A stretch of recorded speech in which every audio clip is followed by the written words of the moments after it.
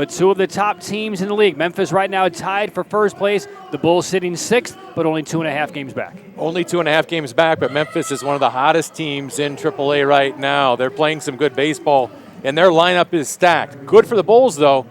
Elvin Rodriguez has taken the mound, and his starts have been outstanding, and he can be that stopper in a rotation to help set things right, and the Bulls are hoping he can be that tonight. All right, the Redbirds have won 13 of their last 14. The Durham Bulls have won 10 of their last 12. And Elvin Rodriguez named the International League Pitcher of the Week just a couple of days ago. Lowest batting average against in the entire league at only 108. He leads the league in earned run average at 1.57. And he went 7 innings in his last outing of shutout baseball en route to a win on Friday against Syracuse. Well, they're hoping that he can have that form do the Bulls, as he is capable of really settling down any lineup that has any ideas of scoring runs at the rate that Memphis did yesterday. All right, so Rodriguez finishing up his warm-up pitches. Let's get to the lineup card signed by former Durham Bulls coach Ben Johnson, who was here in Durham in 2018, now in his 5th season as the manager for Memphis. Kramer Robertson leads things off and plays third base for the Redbirds. Then it's Mason Wynn, top prospect shortstop in the 2-hole, and Juan Yepes, the DH. First pitch of the ball game, fastball just above the knees, strike one, and we're underway. It'll be Moises Gomez, the former Ray farmhand, cleaning up, playing left field. Ivan Herrera catching. Lucan Baker at first base, batting 6th. And the 0-1 is swing by Robertson. Carves one in the air down the right field line. Nearing the line is Ruben Cardenas. One-hand catch made. 2 pitches for the first out of the ball game for Rodriguez. Well, it's a good start and an efficient start for Rodriguez. If he can get that pitch count down, he could go deeper in the ball game. All right, the rest of the Memphis lineup looks like this. Oscar Mercado is in center field. Another former Bull, Uniel Caracudo at second base. And Justin Turner bats 9th and plays right. So here is Mason Wynn, 21-year-old shortstop, averaging .211 in his AAA debut. And lines one the other way and knocks it right over the glove of Kyle Mansaro at first base. So a single to right for Wynn, targeting the first pitch he saw from Rodriguez, and a one-out base runner for Memphis. Well, the scouting report's out on Elvin Rodriguez. They know that he throws strikes, and sometimes the best pitch you're going to see is the first pitch of the at-bat.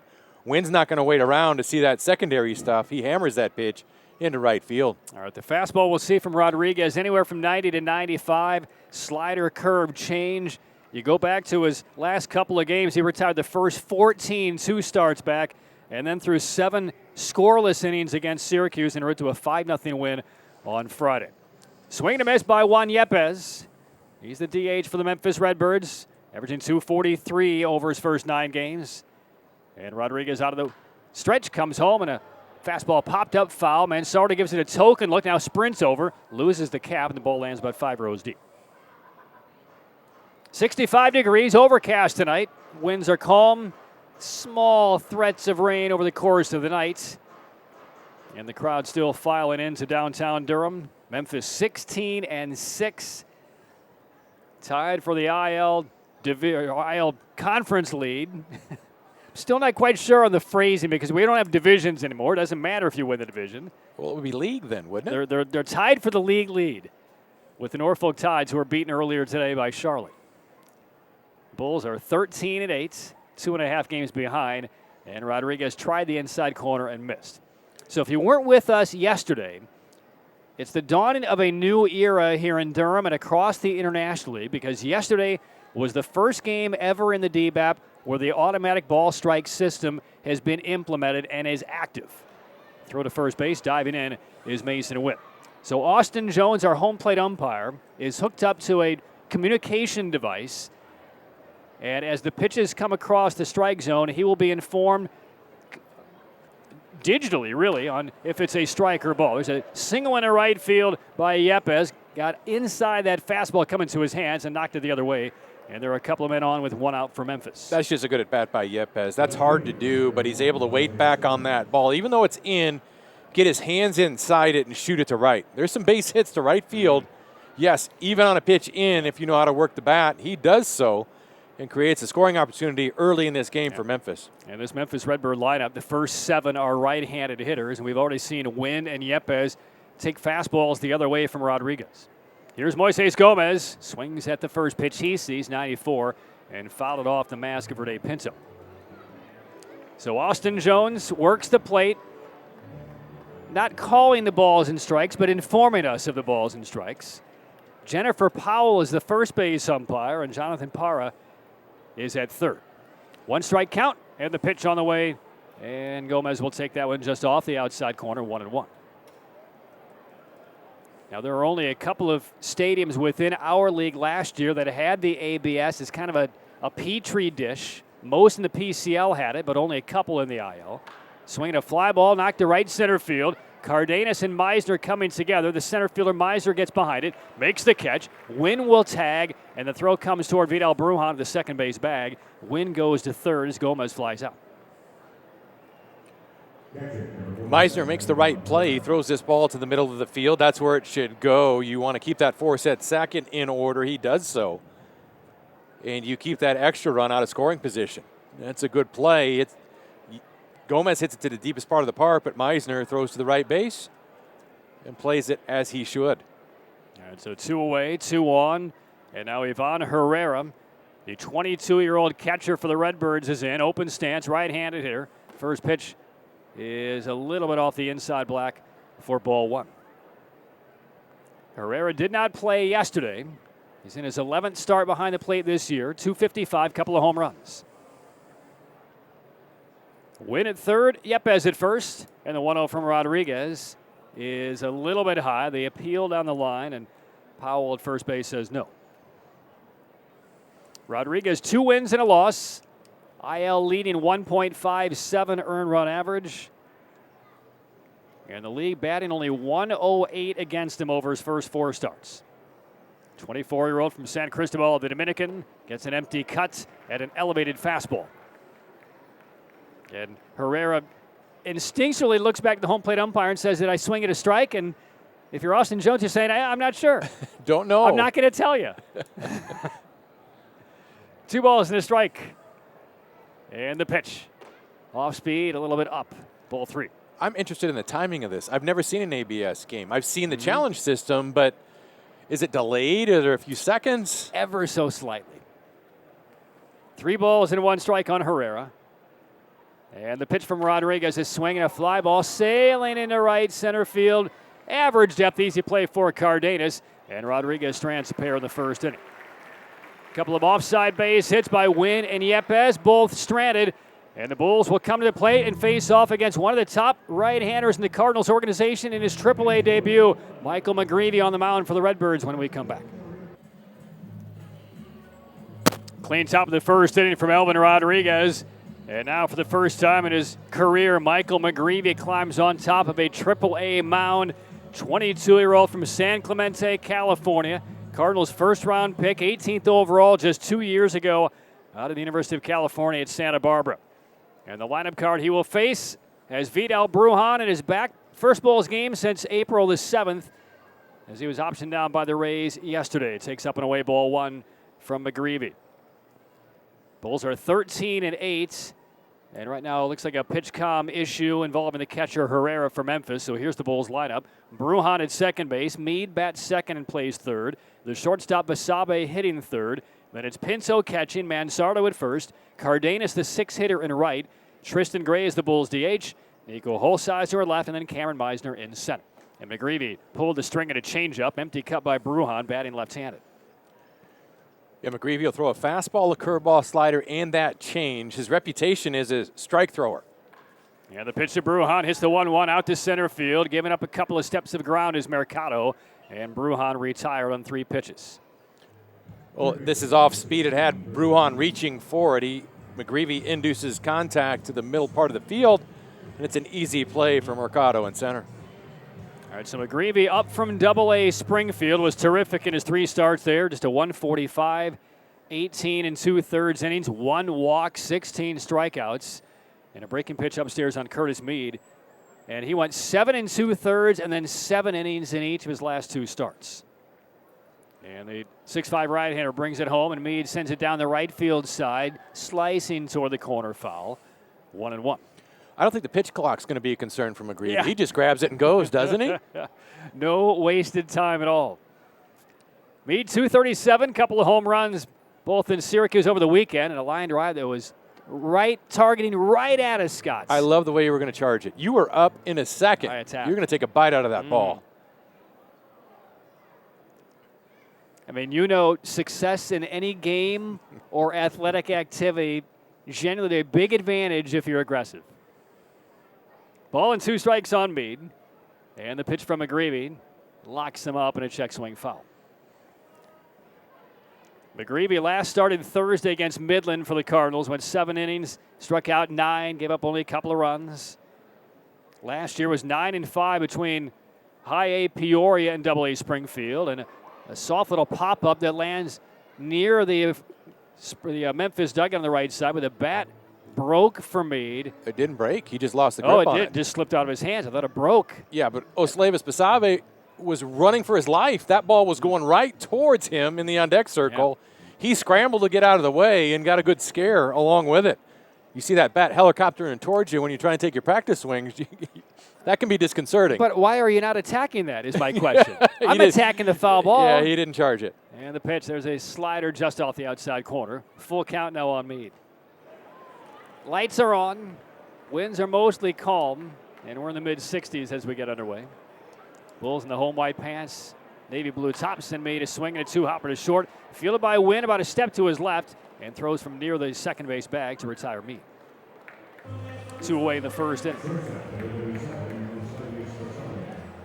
McGreevy, one of the top right-handers in the Cardinals organization, coming in. Had an esteemed collegiate career, 3 years at Santa Barbara.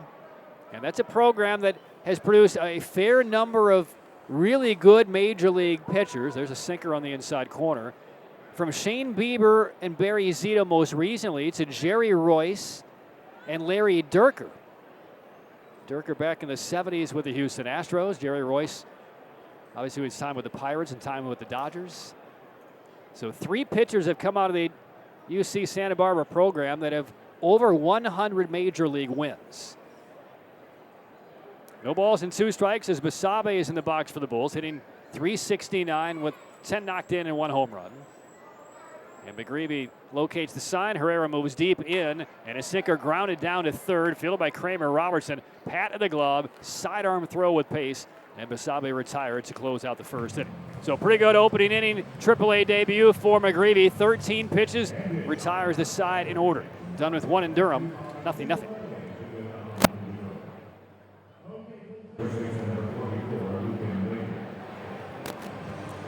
Visit nearly new thrift shop on Hillsborough Road, where your donations help them meet their charitable purpose of giving away 1 item to someone in need for every item that they sell.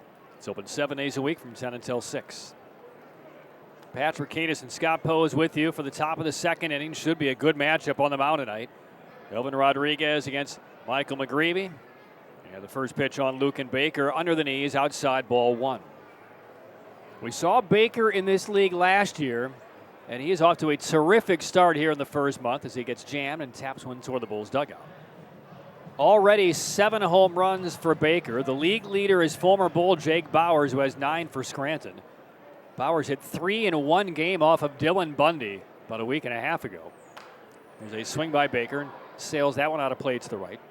That's the same Dylan Bundy the Bulls faced up in Syracuse a couple of days ago. The Bulls hit, 4 home runs against him in that outing?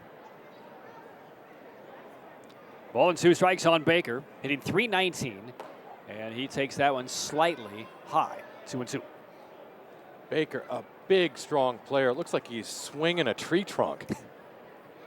No wonder he's got all those home runs. He can really whip that bat around. 2-2 from Rodriguez. Breaking pitch, and he knocks this one a mile out to left center field, headed to the corner of the monster and clears it. And salutes his bullpen as he rounds first base. 8th home run of the season for Lucan Baker. Got a hanging slider from Elvin Rodriguez and cranked it out over the monster in left center field. Well, with that good fastball, Rodriguez sped up Baker. He's looking fastball, and when that slider hangs, he can get that barrel to the ball out front. He does exactly that. Hits it deep to left center. A line drive to put the Redbirds on top, 1-0. I mean, this is a lethal lineup top to bottom for Ben Johnson's Redbirds. There's ball 1 a little bit up on Mercado. So Memphis off to an early lead on Elvin Rodriguez. And the 1-0 delivery, swing and a miss. Now Rodriguez has given up 3 hits in the first inning plus, all to right-handed hitters. And Scott, in his first 4 starts, Rodriguez had given up 3 hits to righties total in 44 at bats. They were batting .068 against him. And Memphis has hit him for 3 hits already. That's just how dominant that Rodriguez has been. Here's the 1-1, and that is at the bottom of the zone for a strike on Mercado. But just a solo home run, and it's a 1-0 lead for the Redbirds. Mercado spreads out the stance. There's a slider tapped off the plate. 2 soft tops to a charging Basabe at shortstop and throws out Mercado by a step. Basabe has that internal clock. He knows the speed of the runner, and the exchange was pretty impressive. He comes in and gets rid of this quickly because he knows Mercado can get down the line. The ball was there in plenty of time. Fine play by the Bulls shortstop. All right, so as Caracudo stands in for Memphis, here's the defensive alignment behind Rodriguez. Holsizer, Meisner, Cardenas in the Bulls outfield. And the first pitch is knocked the other way, a little looper to left field. Charging Holsizer, gets there and makes the catch above that left shoulder. So 1 pitch out on Caracudo, 2 gone in the second.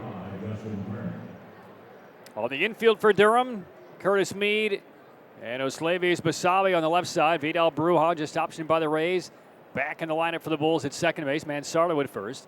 And Pinto catching his 2nd straight game of the series. Showing bunt is Turner. Pulls it back and takes ball 1.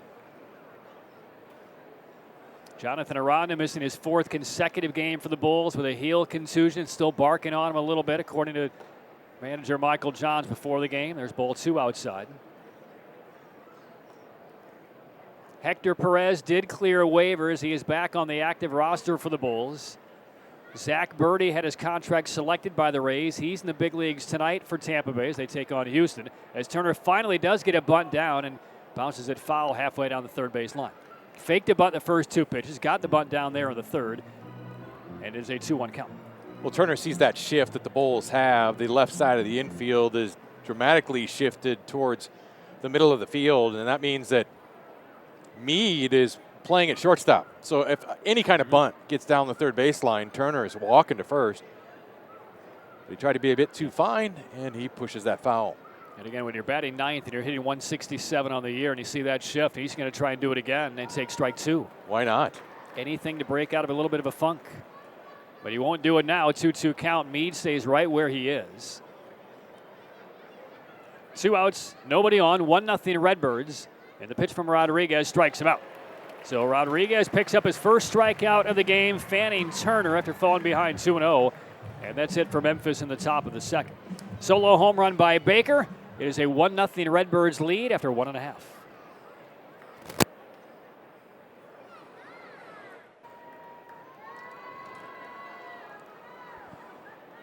Pinto begins the second for the Bulls. And takes an inside corner fastball, a 93 from Michael McGreevy. Redbirds up 1-0, bottom of the second. Pinto right-handed hitting catcher and reaches for that pitch and comes up short. Quickly 0-2. Pinto 298, 6 home runs, 12 knocked in, leads the team in home runs. Hit 4 homers in a 4-game span up in Syracuse last week, and he takes that one down. Nick Deeney is back at full go. He's not in the lineup tonight, though, for the Bulls, but he's been banged up after taking a follow-through of a swing by one of the Syracuse catchers in the side of the head. Here's a high pop fly, short right. Turner creeping in on it and makes the grab with one hand to retire Pinto. First 4 retired by McGreevy. Now we'll see Mansardo. I've never experienced it, but I got to imagine a bat to the side of the head wouldn't feel good and could be pretty debilitating. Yeah. I haven't experienced it either. So I can only presume, based on the fact that we really haven't seen Deeney since, that it was less than pleasurable. Yeah. Foul out of play by Mansardo. It doesn't sound fun. In your time in the big leagues or in the minor leagues, did you ever take like a baseball in the head sliding into a bag or any major kind of collision like that? Well, you've heard me talk, so obviously. That's why I'm assuming it was the case. Ball and a strike on Mansardo. Real Cormier hit me directly in the head when I was playing in Louisville. 1-1 on Mansardo. A little soft hopper foul on the first baseline. Ronaldo Ruiz makes the stop, goes behind the back, and then shoots it over the screen into the stands. I was at bat, and it was on a pitch. It came up, and he didn't mean to, and it hit me. And Pete McCannon, our manager, came out and said, "Are you okay?" Took one look at me and said, "You're coming out of the game." I didn't want to come out, but evidently I had that look. 1-2 pitch into the dirt. And then another time, we joke about it to this day. Mike Mahoney was a catcher who got to the big leagues with the Cubs. He was in the Braves system. He went to my high school, but he was younger than me. And we were playing against each other in Richmond. And he was the catcher. 2-2. And a fastball spoiled away foul. Well, I had a single, and he said, "Don't steal on me." So what I do, first pitch, I went. Well, his ball took off, and as I'm sliding in, it hits me square in the ear hole. Square. And he always likes to say, "I told you not to run on me." Ball 3 outside, full count. He didn't tell me he was going to try to hurt me with the ball. But I've been hit a little bit, as you can tell, with my slow response and That's true. the way I talk. 3-2 up and away, and Mansardo down in the count, draws the walk from McGreevy. First Bulls base runner against the first-time AAA starter. Well, you got to take advantage of the free base runners. This doesn't happen very often with McGreevy on the mound. He's usually around the plate. But you get that base runner now, try to force the issue. And then if you're the hitter, I'm thinking, all right, he's due to throw a strike. I'm going to be pretty aggressive early in this count. Yeah, McGreevy last year between Peoria and Springfield, 144 innings, only 30 walks. So that is rare, especially when he had Mansardo down 1-2. Strike one on Cardenas, who just continues to cobble together just a really good year in all facets for the Bulls. Right-handed hitting right fielder, bouncer towards shortstop, stretching to stop it as Robertson gets the out at second base and laid at first on Cardenas. Robertson moving to his left, stretched out with a glove, snow cone stop, and then gets the lead runner, Mansardo. Well, he gets the lead runner. Did you see how he did it? He spiked that ball a long one hop, which is becoming more and more in vogue. He didn't try to rush the throw. He just threw it straight into the ground, so it hit perfectly like you're playing in the parking lot. But it was a great feed and nearly turned the double play. All right, 2 outs now. Here's Tristan Gray. And Gray looks at a pitch a little bit wide, ball 1. On turf, very common. First time I've ever seen it on dirt. Yeah. In fact, Davey Concepcion of the Big Red Machine, he used to do that all the time on the turf. Use that turf to his advantage. Ball would speed up. Easy play for Tony Perez at first base. He made a lot of throws look easy, didn't he? Yeah, he did. Ball 1-0 on Tristan Gray. The Bulls DH, 16 RBIs to lead the team. And he will knock one on a line foul behind Ronaldo Ruiz. 1-1. All right, so we've seen a lot of kind of novel changes in terms of baseball. When you see that throw made, kind of spiked in intentionally from third base to second, is that something you expect to see more of, or is this in vogue now and this will not become part of the experience? That's a good question. I think it's going to stay in vogue as long as you don't see errors. If it's effective, it's like the three-point shot. It's great until you miss it. And it's like, no, yes, okay, good job. But if that becomes a problem and it leads to errors, I see it going by the wayside. Here's the 2-1. And Gray takes outside because the ball's not getting there any faster. No, it's not, but is it because of where his body was, trying to contort and make a throw on the run from that angle? I think why he did it because his momentum's carrying to second. The biggest risk is your whole body speeds up and you throw a bullet. So he did that to naturally slow it down to give a pitch or a feed that his second baseman could handle. Full count as Gray misses the 3-1 fastball and is granted time by Austin Jones. When your feet are moving quickly and you're trying to throw, it's just natural that your arm is going to try to adjust to that speed, and it's hard to slow that down. Either you throw a bullet or you goose it. Both can be bad because the ball will end up in the outfield. So this was a simple medium is what I'm thinking. Cardenas takes off. Gray takes strike 3, and that is it for McGreevy in the bottom of the second inning. A walk with 1 out, nothing else.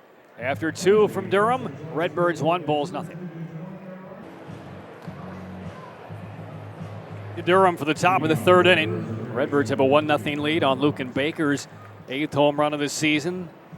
So Rodriguez, second time through the order, taking on Memphis. Trying to draw the Bulls level in this series, and Kramer Robertson will lead off the third inning for Memphis. Popped out his first time up. He has Meade about a step inside the bag at third. And Rodriguez's first pitch creases the outer corner. A little bit below the belt for strike one.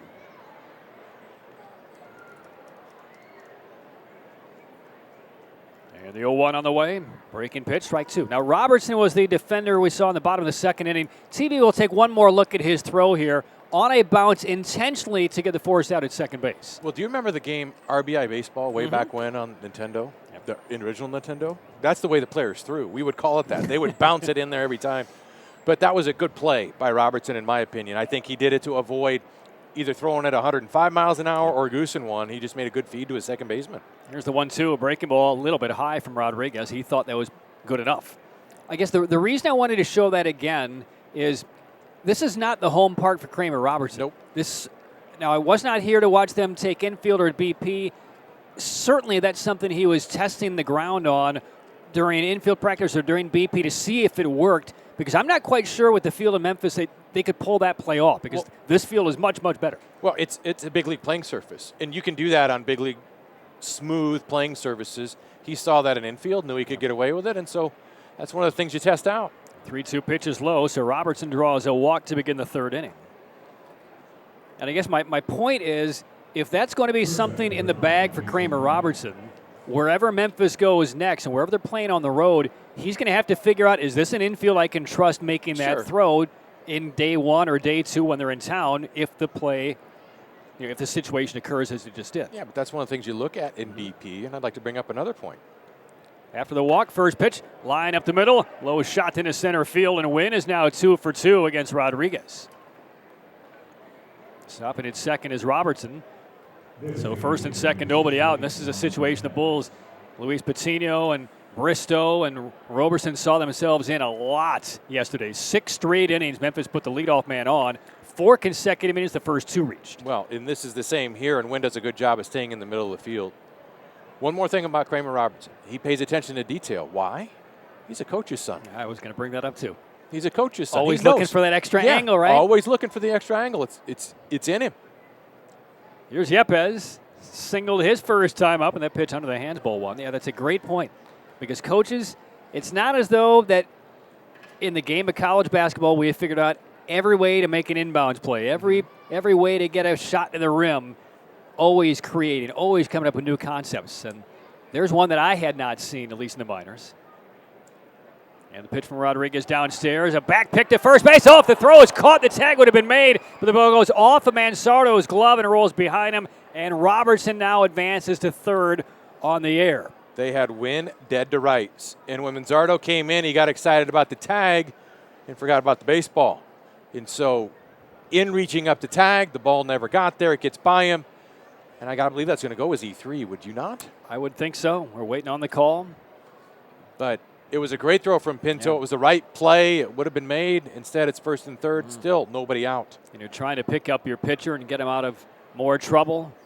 But a mistake made. There's a called strike on Yepez. That was the perfect time.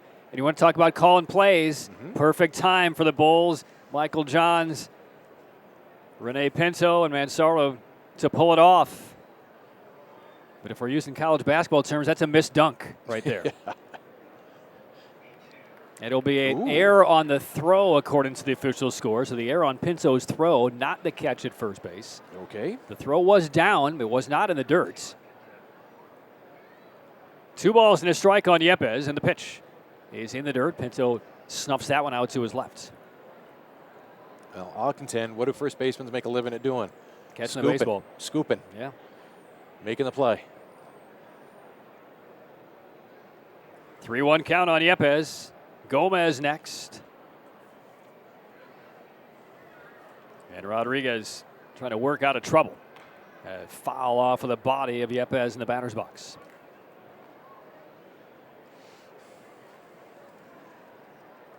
And there is no batter off in this lineup for Memphis. You have Gomez on deck, who led everybody in minor league baseball in home runs last year.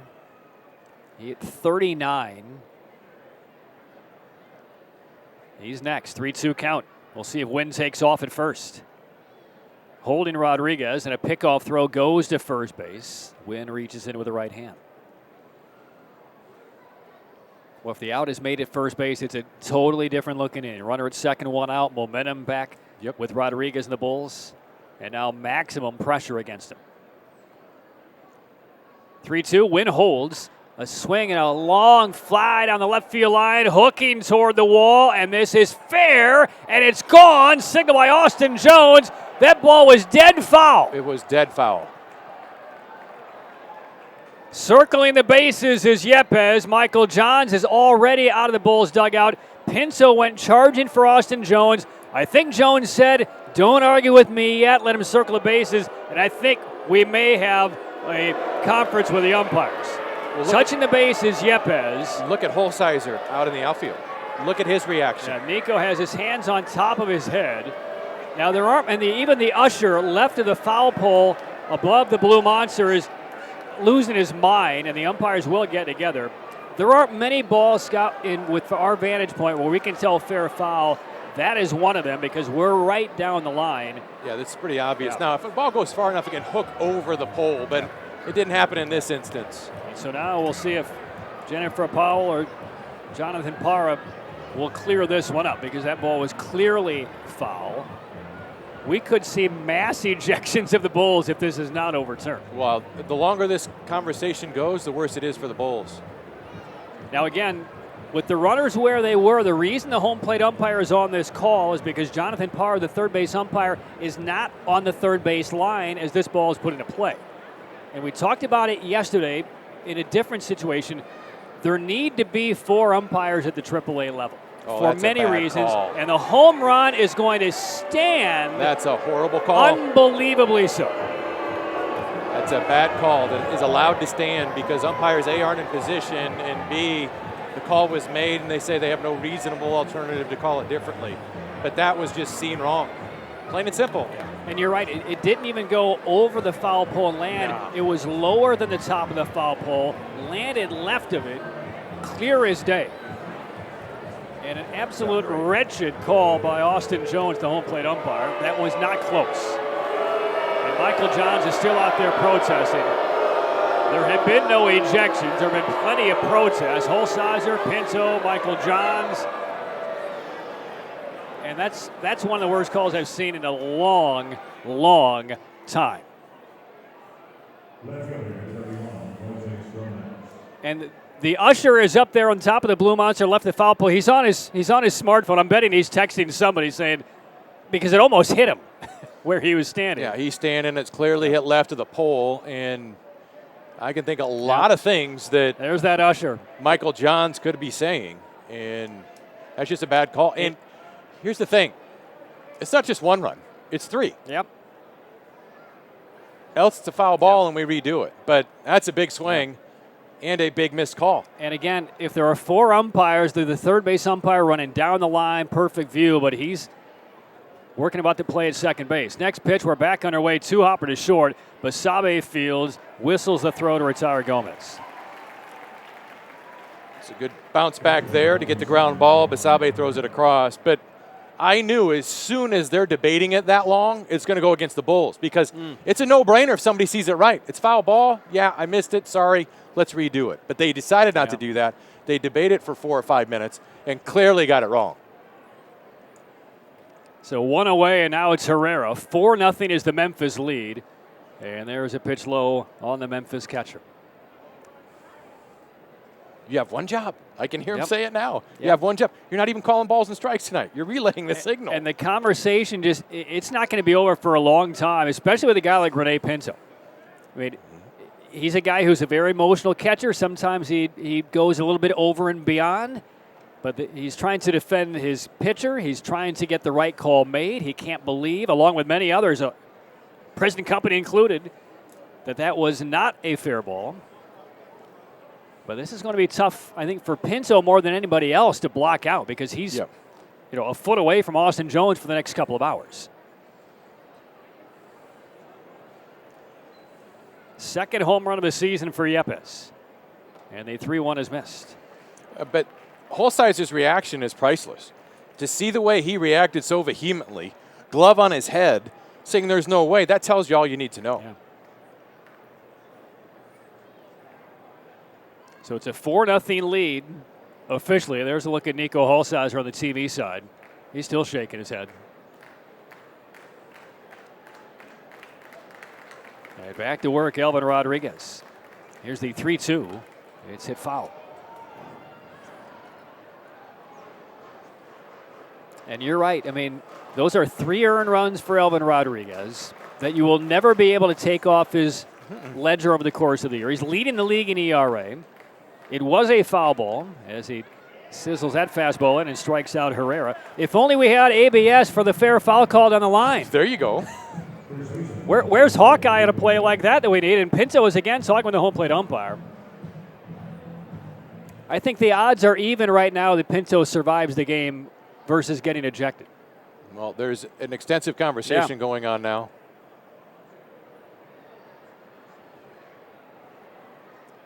So Herrera strikes out looking. Now it's Luken Baker. And a breaking ball in for strike 1. Now, you know, with the Rays, as far as Michael Johnson, Brian Reith, as far as the write-up of this game, they will know that it wasn't a home run. It's a long foul. But that will wane over time, and it still will be on his record. As we get a pop-up Basabe's way, catch is made, inning is over.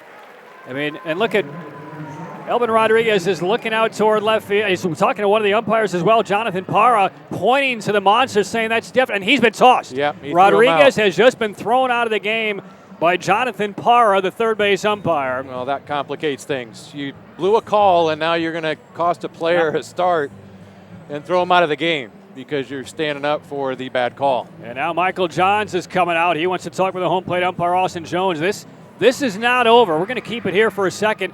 Johns thought it was the home plate umpire who made the ejection. It wasn't. It was Jonathan Parra, the crew chief, and so Michael Johns will go his direction. We have a lot to clean up when we come back. 4-0. Memphis leads the Bulls after 2.5. First pitch swinging, bottom of the third inning. A long foul down the left field line. The fans are cheering. They want that to be called fair. I love this. You want to talk about the most plugged in, smartest minor league baseball fans in the game? They're right here. And they are all over Austin Jones. That ball was 40 feet foul. But hey, what's foul is fair tonight. Except for that one. Strike 2 on Holsizer. Michael Johns did continue the conversation in between innings with Jonathan Parra, the third base umpire. He is the ump who has tossed starter Elvin Rodriguez. And so Trevor Brigden is now throwing in the Durham bullpen. And all of a sudden this now becomes not plan B, but probably plan G for the Bulls because Rodriguez will only go 3. There's a line drive to third caught by Robertson. Low shot, knocked him backwards and caught it on a knee. Ball hit on the nose by Nico Holsizer. Robertson's right there to make the play, but that ball was scalded off the bat. He started to heat up, and this ball will go down as a line out. So here's Meisner with 1 out, nobody on. Number 9, a hitter in the order, takes a swipe at a fastball, fouls it off. Now we had the opportunity for a great pitching matchup. But what happened? One blown call, and I get Parra sticking up for his partner, but the one blown call, now we got an early exit from a very good arm that was saddled with a 3-run home run that shouldn't have been. And it's going to affect the bullpen for the rest of the series. Yep. There's the ball outside. My only issue with the ejection as far as Rodriguez goes, I think he's chirping to the wrong guy. I think you go to the home plate umpire. I mean, swing and a miss by Meisner. Where Parra was set up to try and make an overall, I mean, you can't fault him, okay, if he wasn't sure, didn't see it from the angle. I get that part to a degree. But I think as you're coming off the field, you go after Austin Jones, the home plate umpire, had the best view of anybody. And again, it wasn't close. It's a foul out of play, but I also think if you're Jonathan Parra, you got to give a lot of rope right there to Elvin Rodriguez because that was such a clear foul ball. Well, I think so too, but I also got to think if you're the crew chief, you got to pay attention to that call.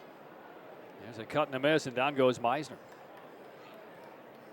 You know, forgive me for talking about accountability, but if it's missed by that much, you got to be able to intervene and say, hey, let's get this right. Because that's what this is about. Get the call right, not defending a very bad call. As a good breaking ball there from Cameron Meisner. 2 outs now, and here's Brujan, who at 250 in his 11 games up with the Tampa Bay Rays, played all over the field for the Rays. He takes ball 1. A couple of starts at shortstop, a couple of starts at third, was even in right field a couple of games for Tampa Bay. And the 1-0 called strike. Michael Johns was thrilled when he talked with Brujan after he was told by Kevin Cash that he was going to be sent back to Durham. Thrilled that Bruhan was ready to report immediately and did not take his 3 days. So he is here and he's in the lineup today. He just wants at bats, and we talked about this a lot with Vidal Bruhan. The times he was called up last year, half a dozen. Didn't really get an opportunity to play regularly. And when you're a guy with Bruhan's skill set, you need him out there most every day. Give him an opportunity to prove what his value can be as a big league utility guy. Agree 100%. He is not a mix and match kind of player. I think you could really see what Vidal Bruhan can do. And there's a pitch up and away, ball 4 to Bruhan. If you give him 30 days. Yeah. Now, I'm not saying there's a big league organization that's willing to do that, but I say you throw him in the big leagues, give him a month, and you're going to be happy with what you see. Regular at-bats are going to help him, and now speed's aboard with 2 outs for the Bulls. Yeah, and again, kind of the counterpoint for Vidal Bruhan being in the Rays organization. For a player like Bruhan right now, there just aren't 30 straight days with Tampa Bay in the big leagues to give him. So that might be where this organization kind of hurts him a little bit to put on display what he can do. Bouncing ball down to third. Robertson does not bounce the throw to second base. Clean throw to Karakudo for the force out to end the 3rd inning. Memphis with a 4-0 lead in the Bulls with an asterisk after 3.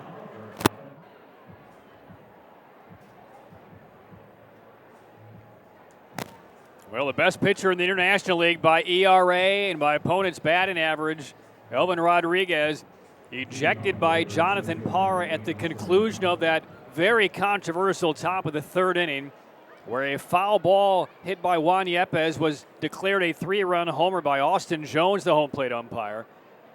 So Brigden replaces Rodriguez to begin the 4th inning with the Bulls trailing 4-0. And Mercado, first man he sees, and Brigden pumps across a fastball for strike 1. 7, 8, and 9 for Memphis. Mercado, Karakudo, and Turner. And the 0-1 from Brigden, breaking ball low.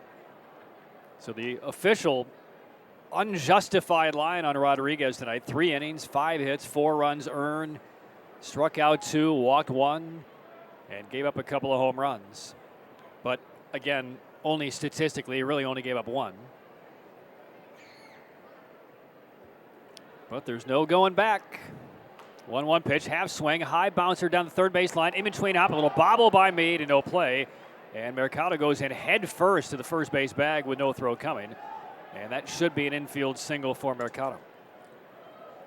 It will be, and the only play that Meade had was to go through this ball, try to field it immediately. It's a do-or-die play, and he doesn't make it. Not a fan of the going head first into first. If that got you there any quicker, you would see that in the 100-meter final. We don't see it. And you have the risk of injury if you're going head first. And so Brigden now with a man on. There's a strike on Karakudo, switch hitter. So for Brigden, first appearance since last Thursday when he started game 2 of the doubleheader in Syracuse and went 3 hitless innings. Quick throw to first base, tag a little bit late on Mercado. Well, that blows up what was going to be one of the most fun starting matchups to call this year. Outside of maybe Taj Bradley against Grayson Rodriguez, the opening day of the season. Runner first breaks, swinging a pop-up down the left field line. Long run across for Holzhauer. This ball's landing foul, called by the same man, home plate umpire Austin Jones. That was very close to landing on the paint. He got that right, and he's getting some applause from the fans. Yeah, that was 6 inches. That was a much tougher call. And he got it right. You got it right. All right, we're 1 for 2. It's not going to make Elvin feel any better. Ooh, that was close. Yeah. So walking back to pick up his bat is Karakudo, who played with the Bulls a little bit in 2015 and again in 2016. Made his major league debut with the Rays for 4 games in September of 16. Runner at first breaks again. 0-2 pitch, a bouncing ball to the second baseman. Bruhan has no play at second and goes the long way to retire Karakudo. Mercado breaking on the pitch, avoids being forced out. He is at second with 1 down.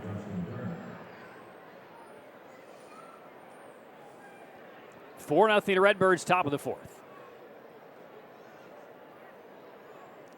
So discussions between Michael Johns and Brian Reith that they did not expect to have after 3 innings. Now where are we going to cover the next 6 by the Durham bullpen? Downstairs, ball one on Justin Turner. And Hector Perez, who is back on the active roster after being DFA'd and clearing waivers yesterday for the Rays. He's back. Could see him tonight. Here's the 1-0. Swinging a foul tip, 1-1. Mercado at second base with one out. Top of the order with Kramer Robertson on deck.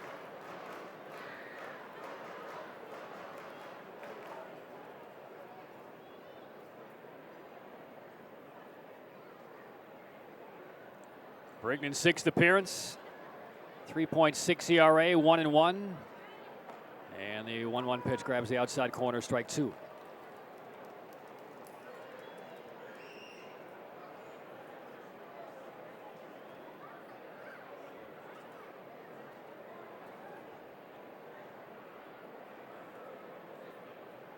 Mercado at second base. Basabe plays in between his lead.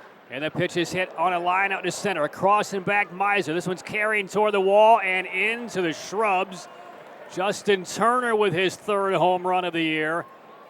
Home run number 3 tonight by Memphis, and it's a 6-0 Redbird lead.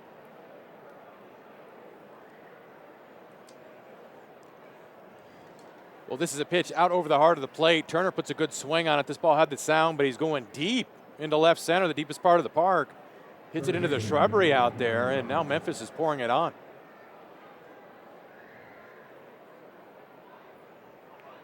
So it took the fastball from Brigden, just left of straightaway center. And the Redbirds, as they did yesterday in the late innings, cashing in and stretching out a lead. There's strike one on Robertson. 6-0 Memphis. Boy, you just feel like the wind take it out of the sails of the Bulls after that faulty home run call. Empty cut on Robertson, strike two. And this Memphis team is just too good to give those kind of extra opportunities to. We saw that yesterday. 10 games over, tied for the league lead. Pitch up on Robertson.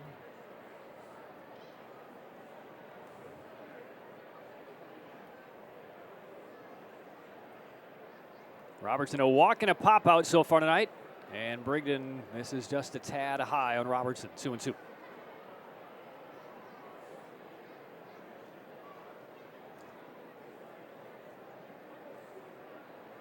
So Brigden trying to give the Bulls some length out of the pen. And that pitch is tomahawked up the middle. Basabe ranges behind the bag against the body throw. Nicely done to retire Robertson. Great range by Basabe to range to his left, and then the quick exchange. Your momentum's going out towards center field, but he sets his feet and a perfect throw across the infield. It's a good play by the Bulls shortstop. So 2 outs now brings up Mason to win. A couple of singles against Rodriguez in the first and third. He sees Brigden for the first time. 7 hits for the Redbirds, none so far for the Bulls against McGreevy at his AAA debut. Brigden missing low ball one. Mason Wynn out of Kingwood, Texas. And strokes that ball to left center. This has depth. Carrying to the monster, and this one clears it. And there's the second home run of the inning surrendered by Brigden. Mason wins second of the season. And it's a 7-0 Redbirds lead in the fourth.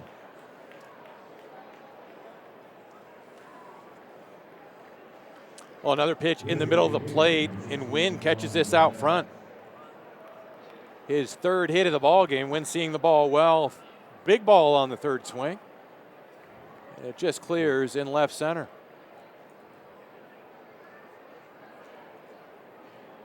And now here's Yepes, who hit that disputed home run last inning for Memphis.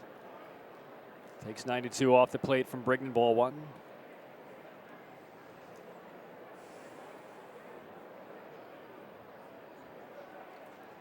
Brigden's 1-0, and that is a called strike. So Memphis, couple of home runs yesterday, 4 tonight. But this is a team, again, tied for the best record in the league at 16-6. They've been doing it by defense and pitching, not necessarily through power or average, but 6 home runs against the Bulls the first game and a half of the series. Foul tip, 2-1.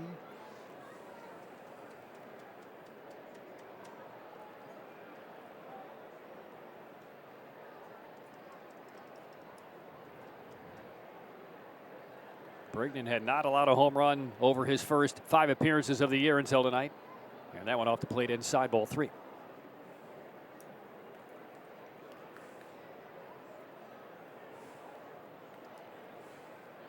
Gomez next.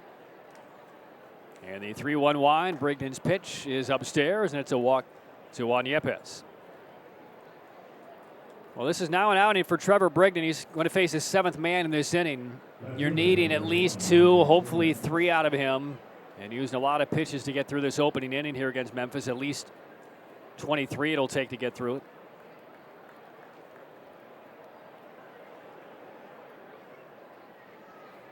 So Gomez stands in the right-handed box, 0 for 2. Goes after the first pitch and pops it out of play down the first base line.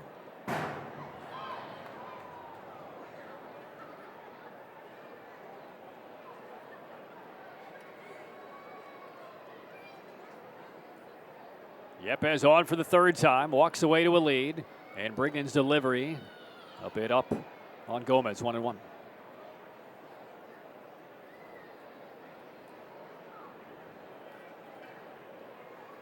A lot of game left, but a lot to recover now for the Bulls. Here's the 1-1. Fouled away, had a really good rip of that pitch. Rays are underway, top of the 4th at the Trop.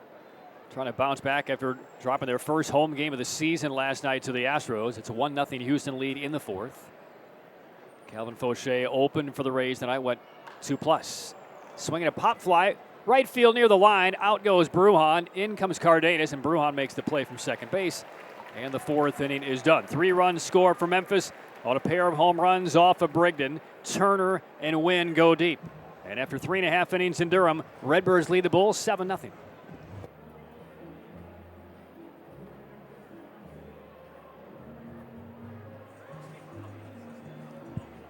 A reminder, fans, for every home run hit onto the Flow Volkswagen Home Run Hill this year, Flow Automotive will be donating to TROSA, an award-winning nonprofit treatment program that empowers individuals with substance use disorders to change their life.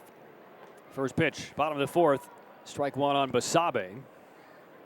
3, 4, and 5 for the Bulls, trailing 7-0 now.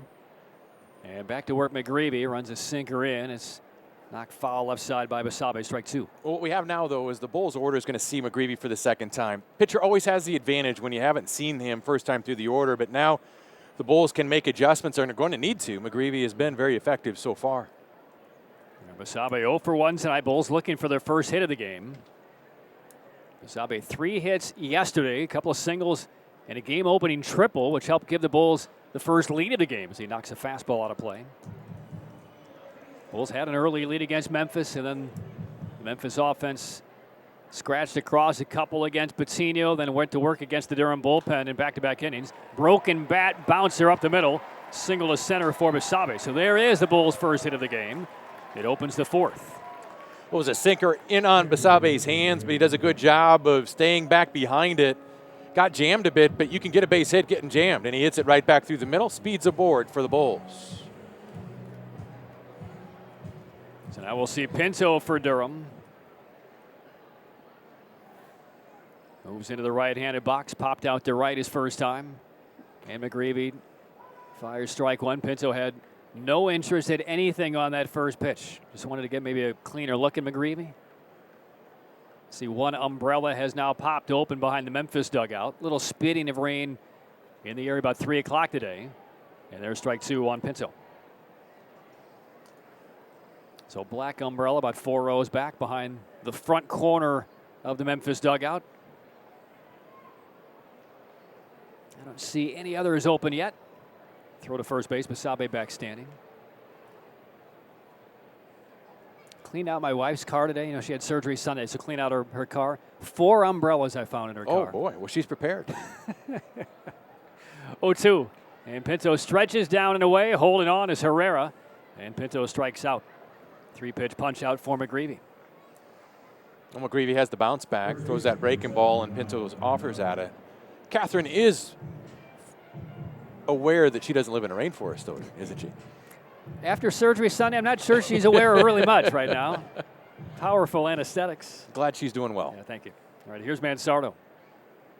Left-handed hitter walking the 2nd inning. And the pitch from McGreevy outside for ball 1.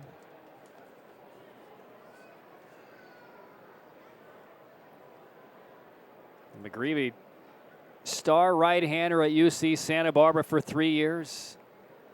Had one of the best strikeout to walk ratios in all of Division I baseball. As Mansardo sails one in foul grounds. Robertson feels for the screen, not quite there, and does make the catch. Had to cover some territory. Playing toward the shortstop hole in the shift, handles Mansardo's foul pop. But he had about an 11-to-1 strikeout to walk ratio his last year in college. Taken 18th overall, signed for just south of $3 million by the Cardinals just 2 years ago. 2 outs now. Cardenas, the hitter. 7-0 Bulls trail. Ball outside from McGreevy. Some Cardinals fans were surprised when they took him at 18. He was definitely a top 50 pitcher, but they thought the Cardinals may have overreached a bit. But he has really shot through the system and been pitching his build. Foul to the right side. From what I have read and talked to some of the Cardinals reps, they're not exactly sure how he's going to slot in on a big league pitching staff. Is he a back-end rotation guy? I mean, how will he be used? But again, he's just rocketed through the system. And the 1-1, a long chopper toward short in the hole. Nice backhand by Wynn. He has a big arm and does not. Looked like Jennifer Powell was ready to call him out. Took an extra moment, signaled safe. Cardenas beats it. I think she got it right, too.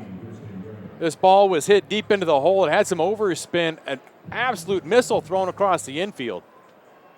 But Cardenas beats it by just a step. Well, we talked yesterday about the arm possessed by Mason Wynn, similar to that of O'Neal Cruz of the Pittsburgh Pirates.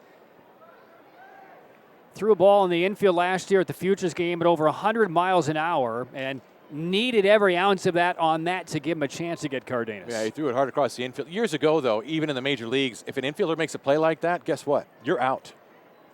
You are. It was a good play. Too bad. You're out. Infield single for Cardenas. First and second, 2 down. Gray, the batter.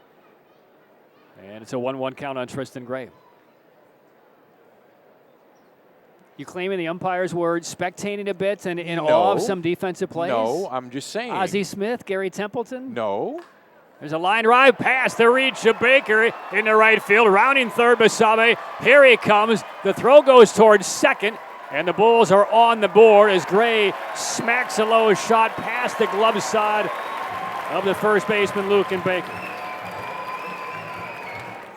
Well, this ball hit hard through the hole on the right side, and with 2 outs, that's easily going to score Basabe. He's off on contact, but creates first and third and more scoring opportunities for the Bulls as they need some runs. But this is going to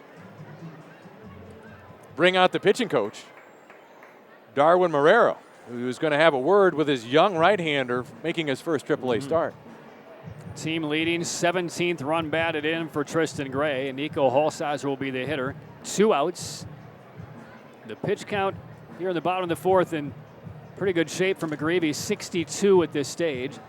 But it gives you an opportunity to explain further about the umpires and if a play like that is made. It was just understood across baseball, all right, that if somebody made a highlight play and it was close, the fielder got the benefit of the doubt. That's what you saw in this week in baseball. That was on all the highlight films. It just worked that way. Guy made a great play, too bad. Instead of tie going to the runner, you better beat it by a step, else they're going to call you out. That's just the reality. Sounds like a guy who has a list in his mind of all those plays that went against him in the big leagues. I could tell you a few, but again, where I was, last guy on the roster, didn't matter. Ball one outside on Holsizer. You earn those calls. And when you're a guy coming up, you didn't get benefit of the doubt. That's the reality.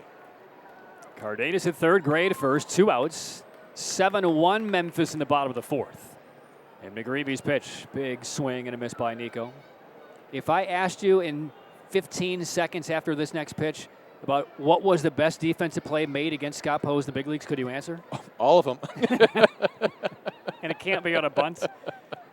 1 ball, 1 strike. McGreevy's delivery is off the inside corner. Go. No, I've got a few. It was in Chicago. I got to think of the shortstop here in a minute.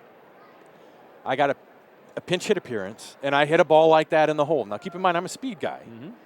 Legs 2-1. Legs were cold, but not loose. But I beat it by a step. But because was it Ordonez? Is this No. Cubs or White Sox? White Sox. White Sox. White Sox. Wasn't Guillen, right? No, I'm gonna have to go back and look now. usually you remember every detail. Well, I know who it was, and it was the shortstop that made the play in the hole. I beat it, but it was called out because he made a great play. What year? 1999. And it was a great play. He was a good defensive shortstop. Very good. 3-1 count on Holsizer, trying to add a little more damage and just cues one foul in the first base line and a full count. And I'll know the name as soon as I see it. Mike Caruso. There we go. Mike Caruso made an unbelievable play in the hole. Evidently the ball got there. Beat it by a step, but no. You're out. Do you remember the umpire? I'm not. No, I do not. We could probably look it up, Yeah, but I'm sure. not going to. 3 balls, 2 strikes. McGreevy's pitch, and Holsizer got jammed, but foul tips it. Yeah, Caruso was one of those guys, even on the way up, he was a defensive first shortstop. Well, yeah. Didn't really hit enough to stick around the big leagues all that long, but clearly good enough to get there and make the best play you've ever seen against you made. Well, he made a good play. Glad you're over it. 3-2, swinging a long bouncer through the middle, draws Karakuta right to the bag, gloves it, and steps on the base to get the force out on Gray. And the Bulls' 4th inning is done. 1 run, first 3 hits of the night for the Bulls off of McGreevy. And after 4 innings in Durham, 7-1 Redbirds lead.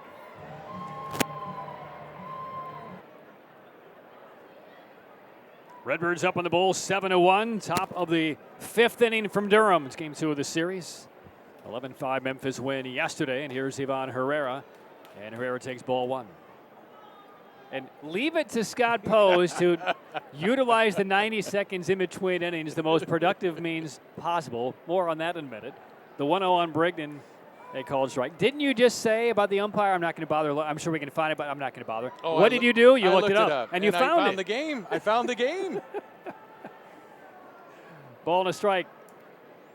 Brigden's pitch fouled away by Herrera. All right, who was the umpire? I'm not going to say. I'm going to say it. I'm not. Is he still umpiring? I don't think so, but Okay. I am not going to disparage this umpire any more than I already have. Well, I mean, you did it in But between innings to me. You're like, I hey, I'm did. pointing at it. That's Well, the guy. I found it, but it's not going to do any good now. But it is clear that it cost me 6 or 7 years in the Yeah, big leagues, of course. without a doubt. No question about it. Here's the 1-2 on the way from Brigden. Grounded the other way. Side spins to the glove of Mansardo and takes 5 steps to the bag for the out. 3 unassisted. I will say this. For the unnamed anonymous umpire, had he made the right call, and if it did lead to 5 or 6 more years in the big leagues, like we all know it would have, I'm grateful that he blew the call because he wouldn't be sitting to my right. Oh, how do you know that? No. I love the game so much. It wouldn't have mattered. You'd be too big for this booth. No, Scott. stop it. Pitch on Luke and Baker. High on the inside corner, ball 1. You would be working with a better partner that you like more. I didn't say that. Might be true. Pitch on Baker. Strike from Brigden. 7-1. Memphis leads Durham, top of the 5th. Baker is homered and popped out. And Brigden, who needed 26 pitches to get through the 4th, and he gets a long one hopper to the throat of Curtis Mead at third base. And Baker is the second out. And this is the type of second inning that Brigden needs to put him in position for a third inning, kind of counterbalance the high pitch load in the 4th. Well, Brigden doesn't need it. The Bulls need it. The Bulls need somebody to eat up some innings in a ball game like this to preserve the bullpen for later in the series now that you're playing against a team for an entire week.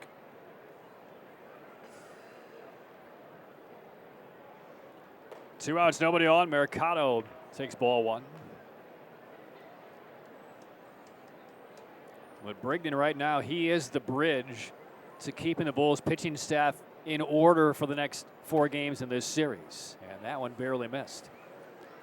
I'll say this, I talked with Michael Johns after the game yesterday about the ABS system and what they thought. And again, the Bulls dealt with it last year. Only a handful of games when they played out in Charlotte in the second half. Swing and a miss by Mercado.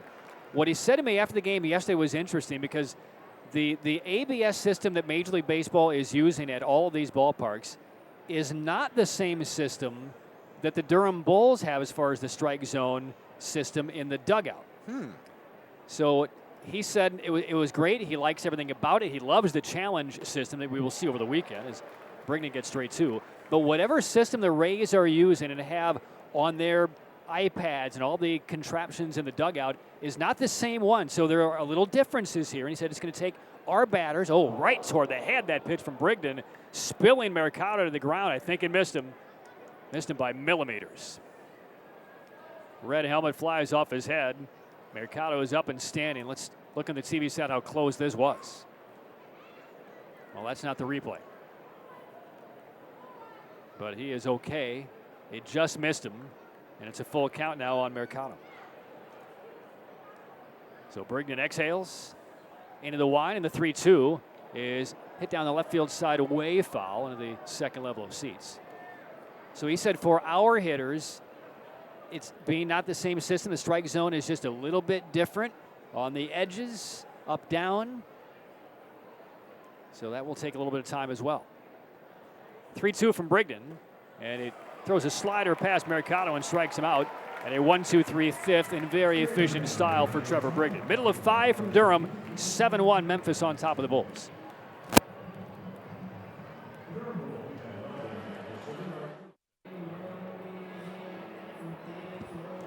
Last of the fifth from Durham, 7-1 lead for the Redbirds. Durham Bulls baseball brought to you by the Angus Barn. Once again teaming up with the Bulls for the Hit Bull Win Stake promotion. So if a Bulls batter hits a home run off of the Snorton Bull, that batter and a random fan selected here at the DBAP that night will receive a $100 gift certificate to the Angus Barn. It jumps to $200 in value for a grand slam. Meisner thinking about putting a bunt down, bunts it fouls to the backstop, and it's a 1-1 count on the Bulls center fielder.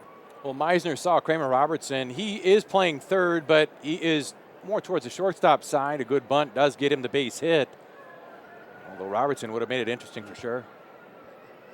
9-1-2 for the Bulls, and McGreevy's pitch up and away. Well, Scott, you've seen McGreevy for his first 4 innings in his AAA debut. What's your assessment? I like him. I think he's got great movement. I know there's more there in the tank. He could throw mid-90s if he wants to, but he works in the low 90s with a good sinker. It's a power sinker. And if I was to slot him, I think he would be a great long man in any bullpen. That's kind of where he fits. Could be there for the spot start, but this is a guy that's an innings eater, a strike thrower, and could be a great asset to a bullpen as that guy that would be called into a game like this where the pitcher exits early. 2-2 on the way, and that's hit foul, elevated fastball there at 93 from McGreevy. Now, he does have potential as a starter, especially if he develops that changeup. He's been throwing the sinker, slider, curveball. He has a changeup, and I think it's better than what he utilizes it for. But I've been impressed, especially with a kid this young, with the poise he's shown and the strikes that he throws. And there's a breaking pitch, a little tall on the outside corner. We haven't seen many full counts. That was the curveball from McGreevy. 3-2 count now on Meisner.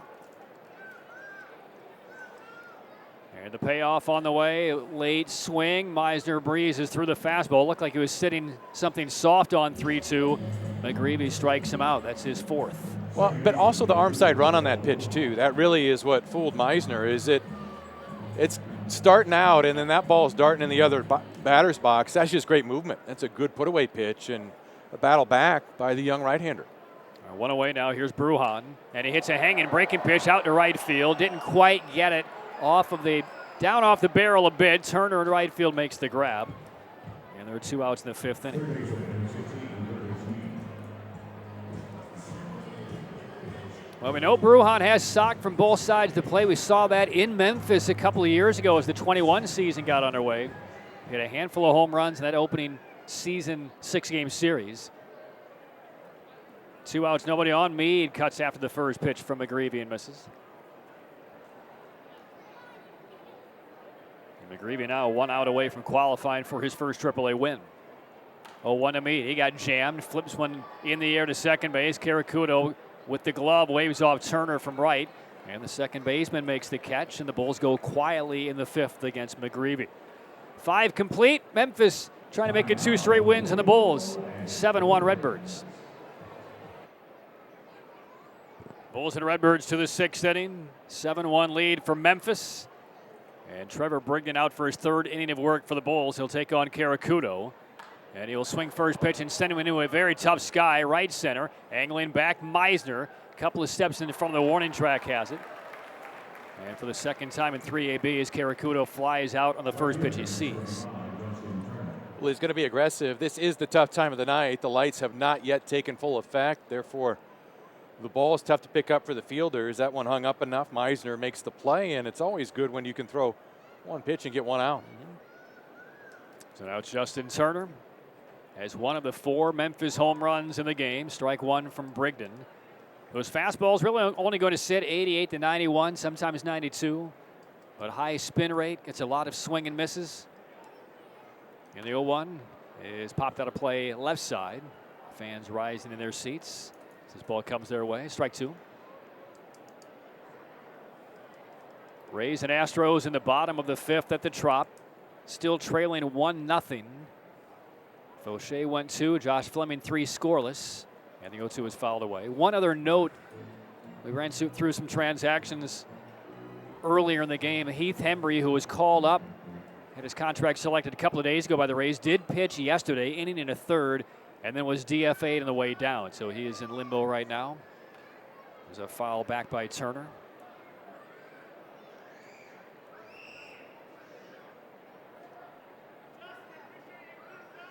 And meanwhile, the 20-year-old phenom for the Cardinals, Jordan Walker,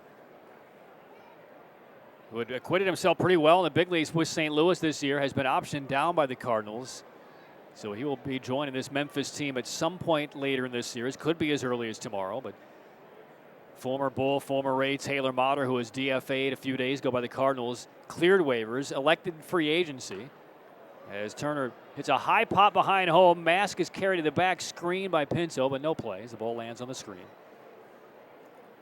But Motter, after electing free agency, was quickly re-signed to a major league free agent deal by St. Louis. So he's back on the active big league roster for the Cardinals. The Walker was hitting in the 270s as a 20-year-old. Made the team out of spring training. Here's the 1-2. That's up and away, ball 2.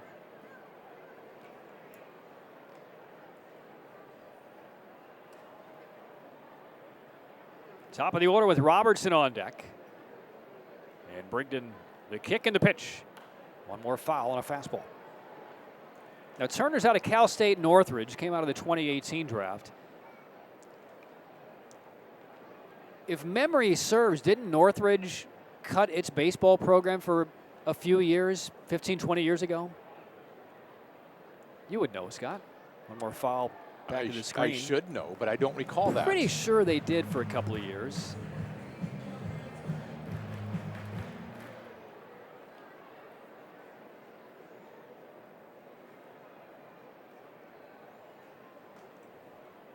And the pitch again to Turner, too high. And now a full count. And this at-bat will get to a 12th pitch.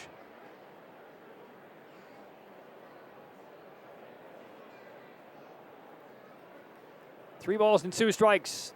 1 out, nobody on. Brigden's delivery finally puts him away.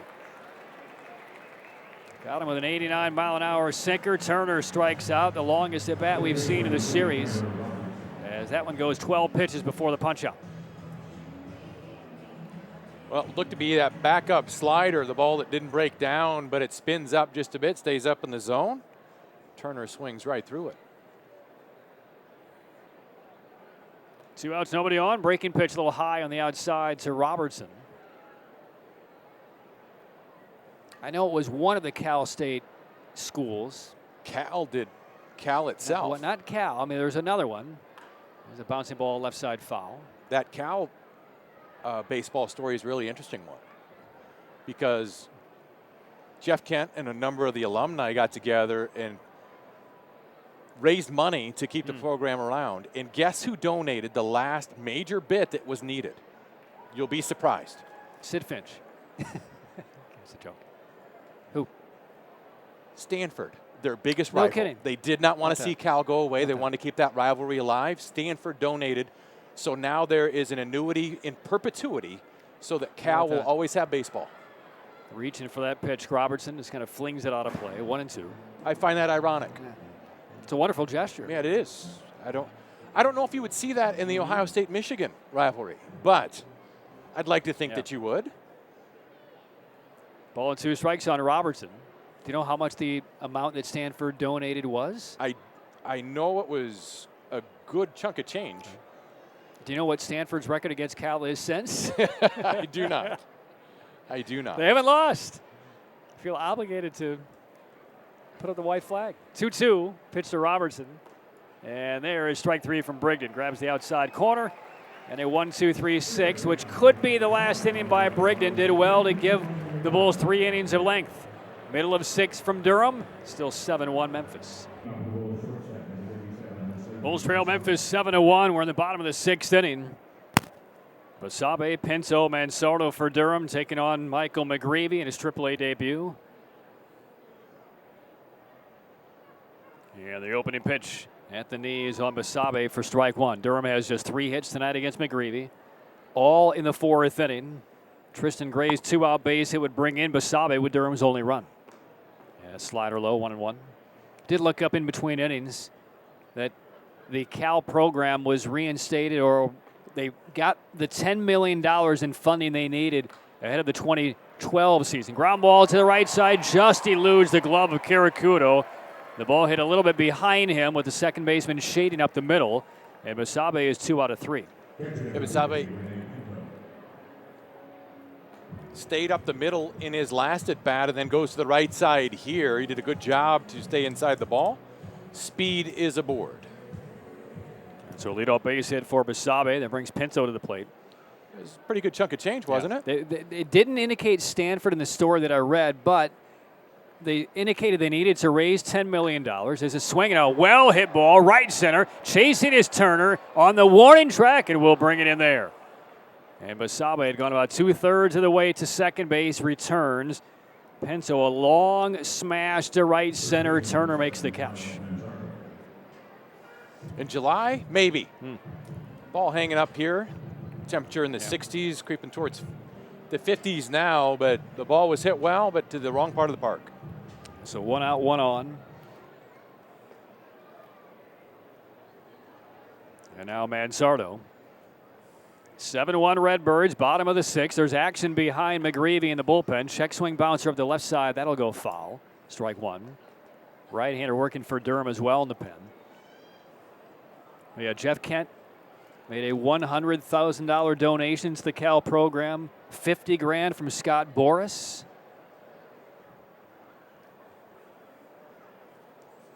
And the pitch on Mansordo. There's a sinker that works its way back at the belt, down the middle, strike 2.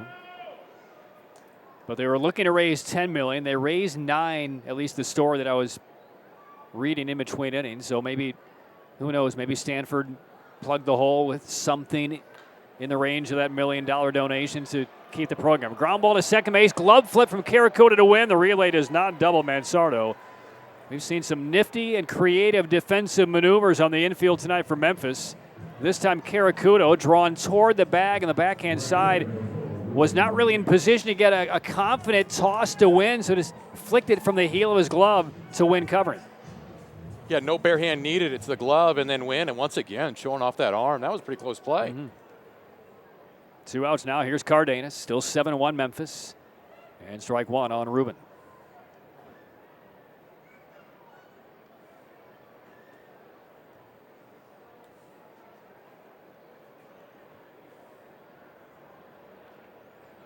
Cardenas, 1 of 2. Just having such a quietly solid first month in his second season here at AAA. Offensively with the power, defensively much better. And there's some power here. High, majestic fly, left field, easily over the monster. That's number 7 for Cardenas. Blasted one off of Diamond View 2. And the Bulls are within 4, trailing 7-3 in the 6th.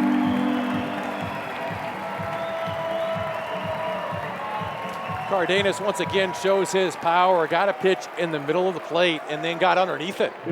That was a high, majestic home run that hits well beyond the Blue Monster. Disappears into the night, but pulls the Bulls within 4. That's 5 home runs in 12 days for Cardenas. He hit 2 in Game 2 of the season when Norfolk was in town.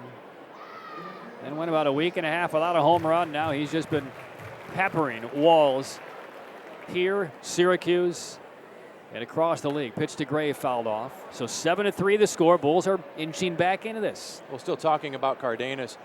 I'm sorry I missed the game yesterday, but I did see Twitter, and once I saw a throw from the outfield, I didn't even have to look to see who it was. I knew who the highlight was going to be from because Cardenas has a cannon for an arm. And that was a heck of a throw. Yeah, made a huge throw. I mean, to easily cut down the runner at third. Yeah, the ball was waiting for him. On the fly from the ball was waiting medium for him. right, maybe a couple of steps toward the line. Ball and 2 strikes on Gray. And McGreevy's breaking pitches cut on and fouled off. Second level down the left side. I was kind of drawing the comparison yesterday during the game, talking about Cardenas versus Nathan Lucas. Right. In his first year at AAA, really struggled, didn't have a lot of traction in the lineup, not every day. But then his second year, Lucas hit almost 300, made the big league roster. And there you go. I mean, Ruben Cardenas could be kind of in that same type of mold as Gray strikes out swinging to end the 6th. Home run by Cardenas. We're done with 6, and the Bulls will go to the pen for the second time tonight. 7-3 Redbirds after 6.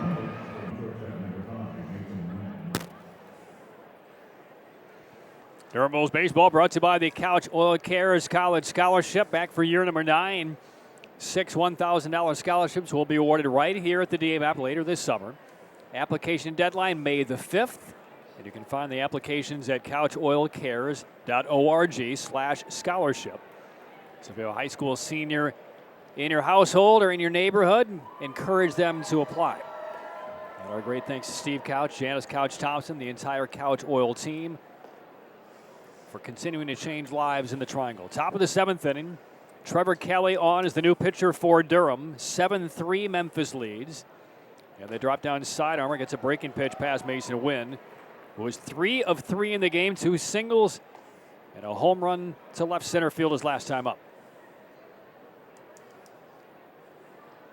And the pitch from Kelly zips through the inside third. Brignan goes 3 innings, 3 runs, 3 hits and a walk, couple of homers, and struck out 2. And the pitch from Kelly over but low in the dirts.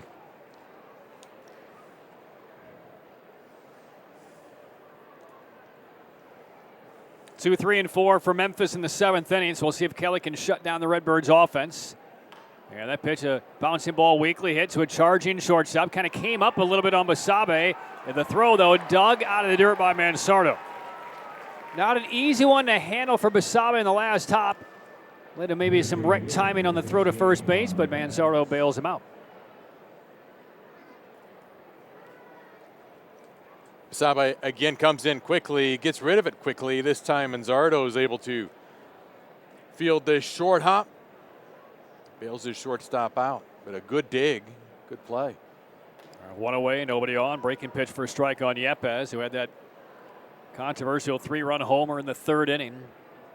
Boy, you'd like to have that be a foul ball right now, be a 4-3 game. That pitch skims the dirt, 1-1. But for Michael Johns, the Bulls, it would be an even better story to come all the way back tonight if they can.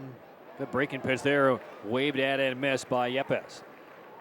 Yeah, with Trevor Kelly and that sidearm action, it can be really tough on right-handed hitters. And he's got that sweeper. I guess that's the vogue term now that's coming in. A slider that stays on more of a plane than dropping.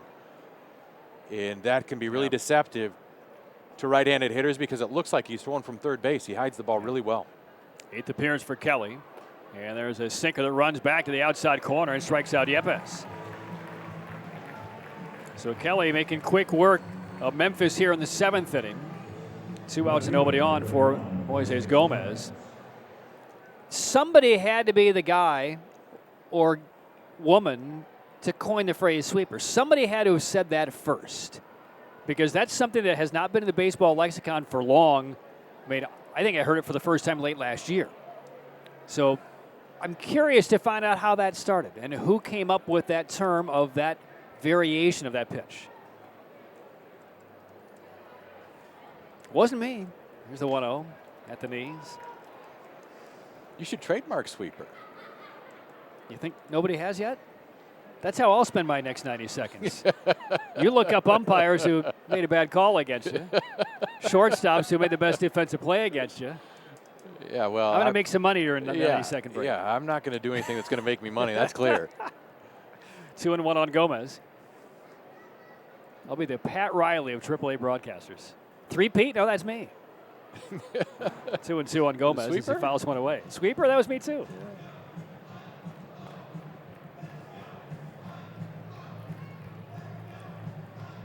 Nobody on, 2 outs. Memphis 7th. Redbirds lead 7-3.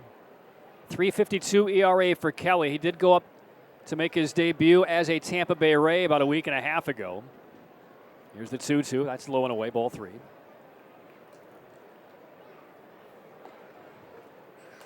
Kelly signed as a minor league free agent with the intent to put him basically immediately on the 40-man. And then the Rays were smacked across their wrist a little bit by Major League Baseball and said he can't do that yet. So they had to wait until, I believe it was March 15th, where they could officially move Kelly to the 40-man roster. 3 balls and 2 strikes on Gomez.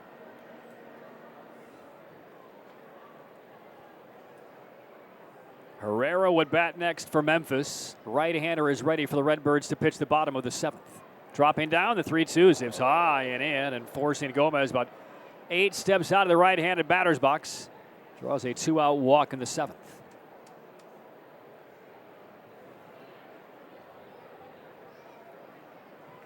Boy, I still am feeling for Elvin Rodriguez tonight.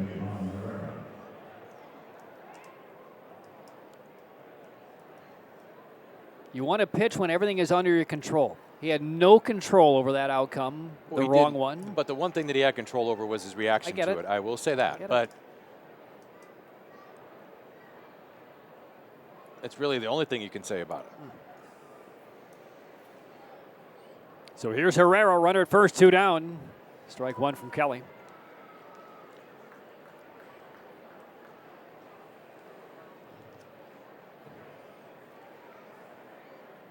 And now with Rodriguez, he's going to have to sit on that for even a little bit longer. Swing and a miss by Herrera because he will not throw again in this series. And he won't go until next Tuesday when the Bulls are up in Norfolk because of the off day on Monday. He'll come back on 5 full days rest. And that pitch a little bit high. Kelly was ready to bounce off the mound of the dugout, but the ABS system did not agree. That's the toughest part about being a starting pitcher is that a bad outcome is going to sit with you a little longer. I could barely stand 24 hours. 1-2. Barely high again. 2-2 on Herrera. And I don't hold grudges. Not at all. Yeah. But for a pitcher, if something bad happens, you don't get to redeem yourself for another 5, and in this case, 6 days. 2-2. Way wide, full count. Yeah, that's one of the reasons why Brian Reith and Michael Johns wanted to get Chris Muller back in the game yesterday. Sunday, he faced 4 batters, walked them all, threw 16 of his 19 pitches out of the zone for balls, and he only had to sit for the off day and then get back on the mound. Had a very good outing yesterday. But you're right, from a starting pitcher's perspective, you just don't. That one goes around the inside corner, ball 4. So back-to-back 2-out walks to Gomez and Herrera. And this is dangerous. You want to face this guy with nobody on. He's coming to the plate now in an inning that you could have been out of, conceivably, with 2 men on. And it's Luke and Baker. Smashed a home run in the 2nd inning against Rodriguez. Leads the team with 8. And Kelly's first pitch runs off the plate inside, ball 1.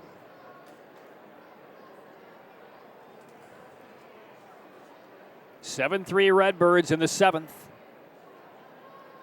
And Kelly's pitch, strike taken.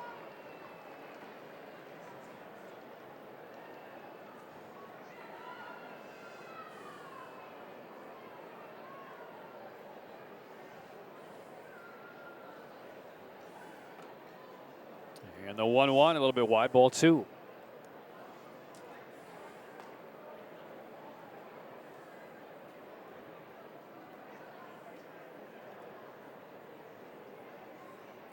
Gomez at second, Herrera at first. Kelly's pitch to the plate, called strikeout or third on Baker.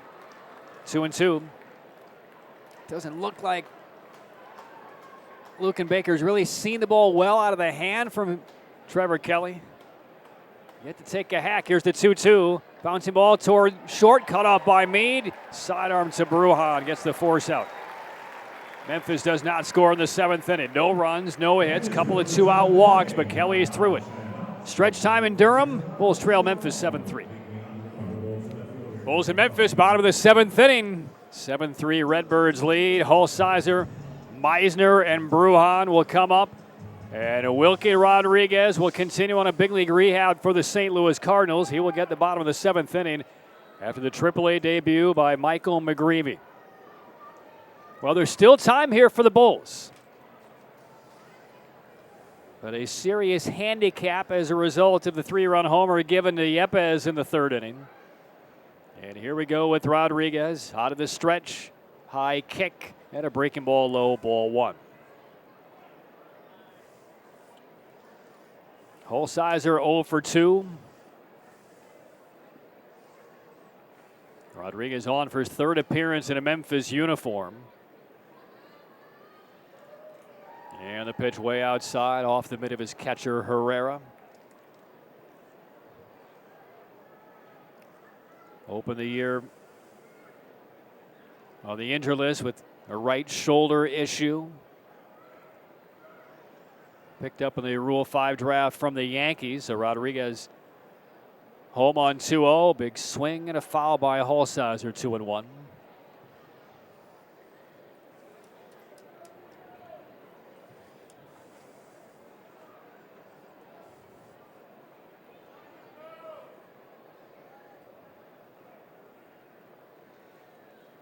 And the 2-1 from Rodriguez. Breaking ball that he hangs. A smash down to third.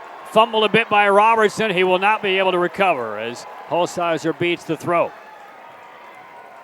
So a good beginning for the Bulls in the 7th inning. Very likely to be an error on Robertson at third base. Holsizer hit it hard, just left of Robertson, and crawled off the glove for an error. This ball had some overspin. It was angling towards the line, but that ball did eat up Robertson. He's not able to field it cleanly. He tried to get to it, but good hustle by Holsizer. The Bulls have a base runner. Good start to the inning. So down by 4. Strike 1 on the outside corner against Meisner. Well, when you look across Rodriguez's career, signed originally by the Reds back in 2017, spent a couple years in the Rays organization, but many of those years in the Venezuelan Summer League. Did get to Princeton, some time at Bowling Green, was a starter there. Hudson Valley, Port Charlotte, and then left the Rays organization at the end of 2013. Then was in the Royals organization for a bit, briefly in the big leagues in 2014, and then kind of out of the game and pitching in Venezuela and Mexico for several years. And this is the first year back in affiliated ball in the States since 2015. And now a pitch-com issue for Rodriguez, and the third base umpire, Jonathan Parr, is trying to help him out. And now a member from the dugout, Will Peterson, goes out there and will try to get this back in order. So last year he was pitching in independent ball in Mexico for Dos Laredos, and then picked up by the Yankees, then taken by the Cardinals in the Major League Rule 5. I mean, what struck me is he's 33 years old. You don't see almost ever a Rule 5 Major League selection at the age of 33, but that was the case with Rodriguez. And they are still having issues, and it looks like they're going down maybe even to the bullpen to get a new electrical unit here for Rodriguez. And so, yeah, they're tossing it from personnel to personnel. Now they'll run this to the mound. So, again, we're using the ABS for the first time, and now the pitch-com system as well, Scott. It's kind of the communication device between the catcher and the pitcher to help, again, expedite the game. It works pretty well when it works well. But technological issues are forcing a little bit of delay. So glad I could speed up the game, though. Do you like it? Is it necessary, or is this overkill, technologically speaking? I don't mind it as long as it works.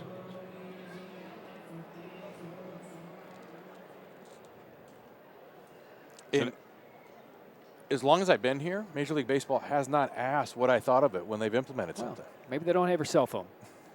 I'm sure that's it. 2-strike pitch on the way to Meisner. Hard breaking ball is into the dirt. They will appeal. He did not go. Well, let's change that. So your cell phone is 919. Yes, that's right. Holsizer at first base, reaching on an error to start the 7th.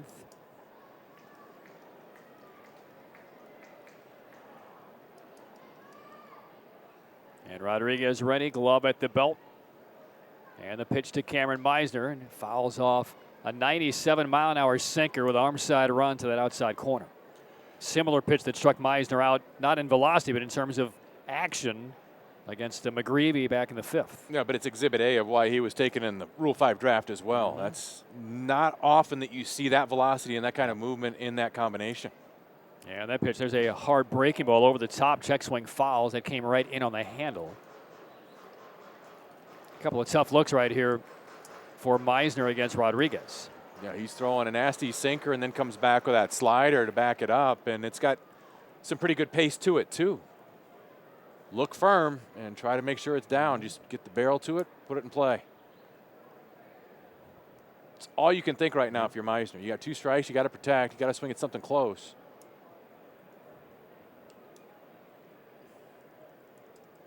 Ball and 2 strikes on Meisner. Rodriguez ready. A pause, and now the pitch, and he fires one down in the zone at 98, fouled off.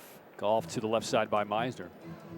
So what's interesting about Rodriguez, kind of reading a bit about his background, his last affiliated team in the States was the Yankees in 2015. He then goes to pitch in Latin America, a number of years in Mexico. The Yankees then re-signed him and then was taken in the Big League Rule 5 draft by the Cardinals back in December. Foul tip that rolls wide of Herrera.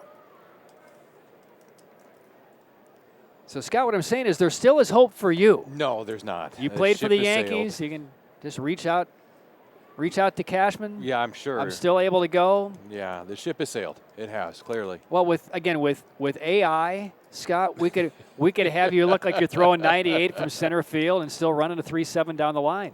And that pitch forces Meisner to drop all the way down into a push-up formation. That was 93 down near the knees. 2 balls and 2 strikes.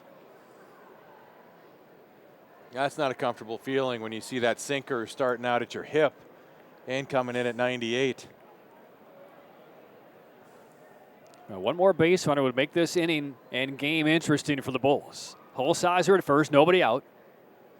And the 2-2, that's not close, up and away. Full on Meisner, top of the order coming up next. 7-3 Memphis, 7th inning.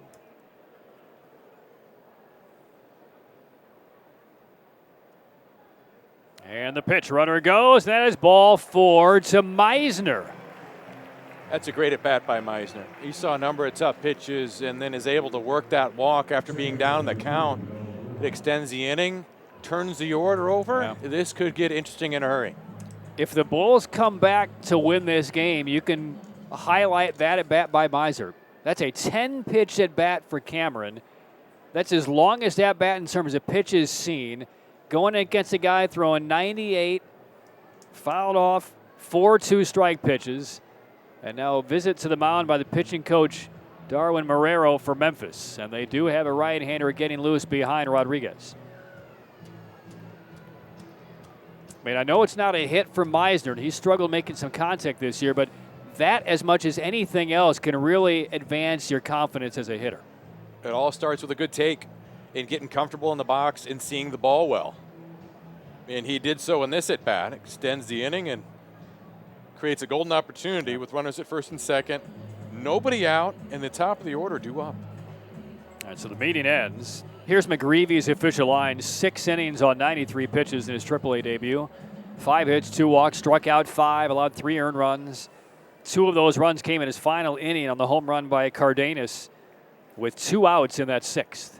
But he's in line for the win.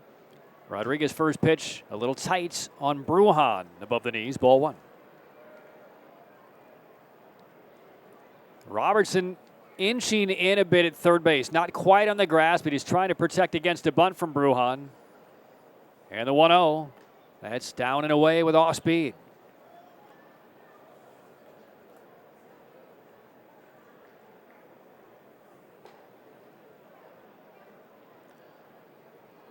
Two-ball count on Bruhan.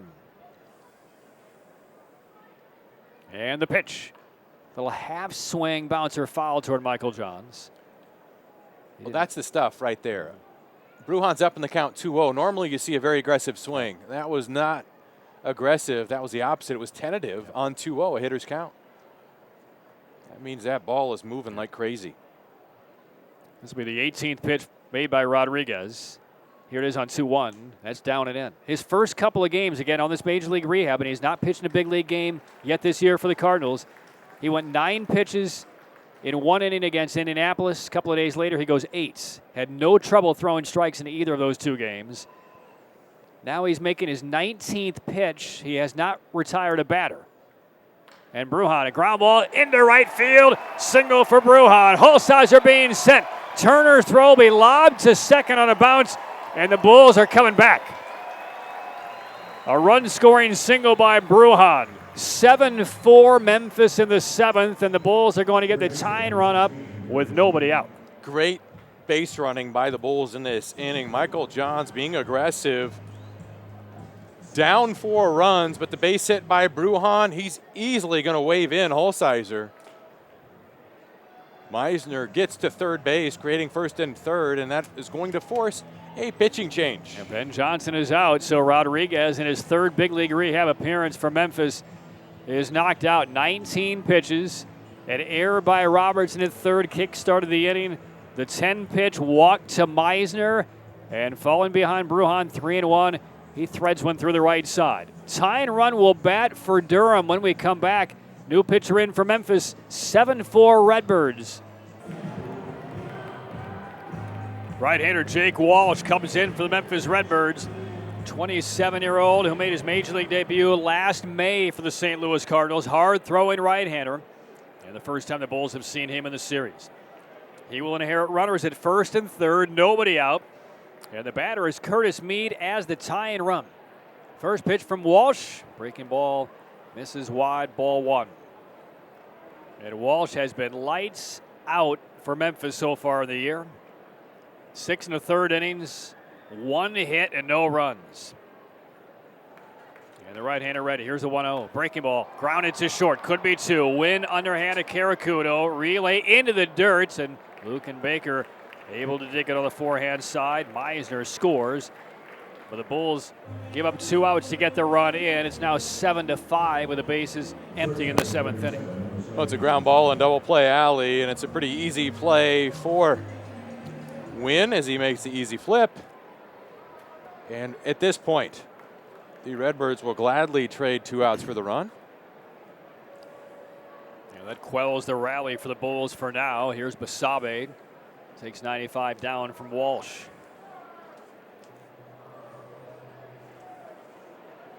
Walsh out of Division II, Florida Southern. Drafted 6 years ago, and he powers through a fastball in the inside third. Spent 13 days in the big leagues last year for St. Louis. Here's the closer for the Memphis Redbirds last year in the first half of the season. Ground ball right through his legs. That's into center field. Basabe with his 3rd straight hit. So time's up the fastball. He's had no trouble getting to firm fastballs in this one. And now Pinto is going to bat as the tying run. Well, what I've liked about Basabe's at bats tonight, he stayed in the middle of the field. That's where he's lived. He hasn't hit him hard necessarily, but he's got him through. And with his speed, he could really force the issue. But you have the right man at the plate that represents a tying run. And now the home plate umpire halts play, points out Austin Jones talking with Walsh. And now he's back in his position. Basabe a lead. Pinto, 6 home runs this year. He's the tying run for Durham. There goes Basabe. The pitch is taken and not even bothering Ivan Herrera. Steal of second for Basabe.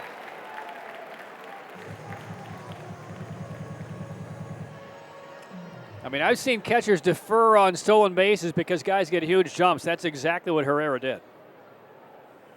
He just received the pitch, paused, threw it right back to Walsh.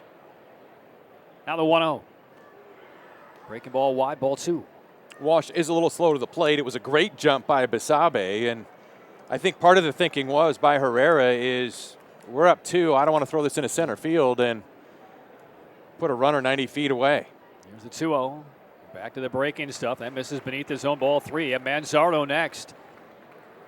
And all of Manzardo's power this year has come off of right-handed pitchers. And if he bats in this inning, he's the go-ahead run for the Bulls. Durham trailed 7-0 in this game. It is now 7-5 in the 7th. The pitch, a swing and a fly ball, right center, shallow.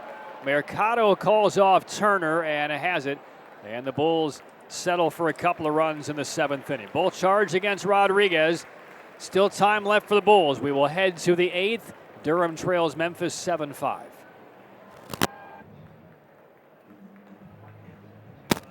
Seven-5 lead for the Memphis Redbirds as we reach the top of the 8th inning. A couple of runs scored for Durham in the bottom of the 7th inning. Mercado, Caracudo, and Turner will come up. Kelly stays in the game for Durham. And Oscar Mercado 1 for 3. Infield single and a run scored in the 4th. Stands in the right-handed box against Kelly, who walked a couple with 2 outs but got through the top of the 7th. And strike 1 on Mercado. Well, the Rays are coming up in the bottom of the 9th, still trailing 1-0 to the Astros. Zach Birdie just pitched the top of the 9th inning for the Tampa Bay Rays. There's a breaking ball hit foul. His first major league game since September of 2021. So congrats to him. A clean 9th inning. His brother is back healthy and pitching in AAA in the Cubs organization. Nick for AAA Iowa in this league as this pitch is grounded foul. So congrats to Birdie. It's been a long road back for him. Star pitcher with Brendan McKay and the Louisville Cardinals in the ACC. Pitch from Kelly, swatted left field. Chasing back, Halsizer pulls up off of the monster, and this will hit off of the wall. Bare hand Halsizer, throw coming in is cut, and a sliding double by Mercado off of the monster. And the Memphis Redbirds may need to reactivate the offense here as this one has gotten tight after a 7-0 lead. Well, Mercado goes down to get this one, generated some lift. It hits high off the blue monster. He's easily at second, and that's a way to answer. Lead off double, and Memphis is looking to add to their lead. All right, 6th double for Mercado. So here's Caracudo, batting left-handed, takes a slider from Kelly for strike 1.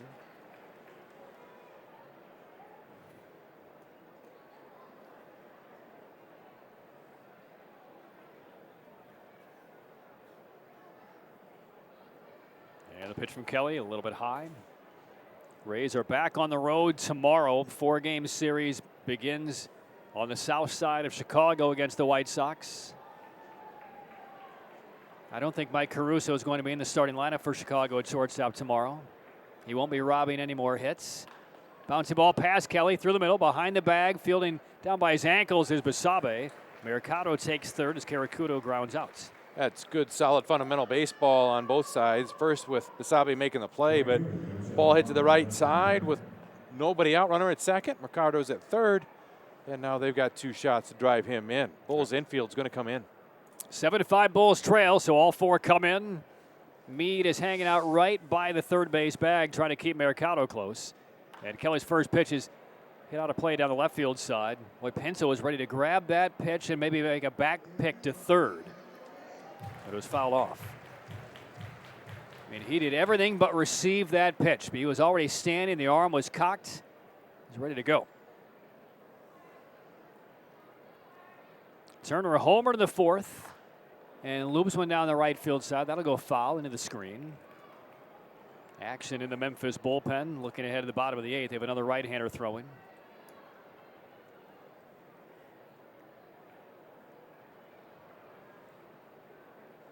Oh, 2 count. Kelly drops down, fires, and another pitch fouled away.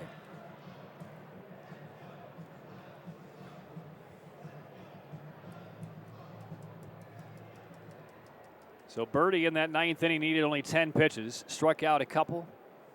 We'll be curious to see what the Rays do with him. Again, no off day for the Rays until after that White Sox series, which is 4 games beginning tomorrow. They will be off on Monday. So will they continue to rotate a fresh arm coming up? They DFA'd Hembry after his appearance last night. We'll see what they opt to do after Birdie's inning here today. Swing and a miss. Big strikeout by Kelly. Turner fans. Infield can now back up.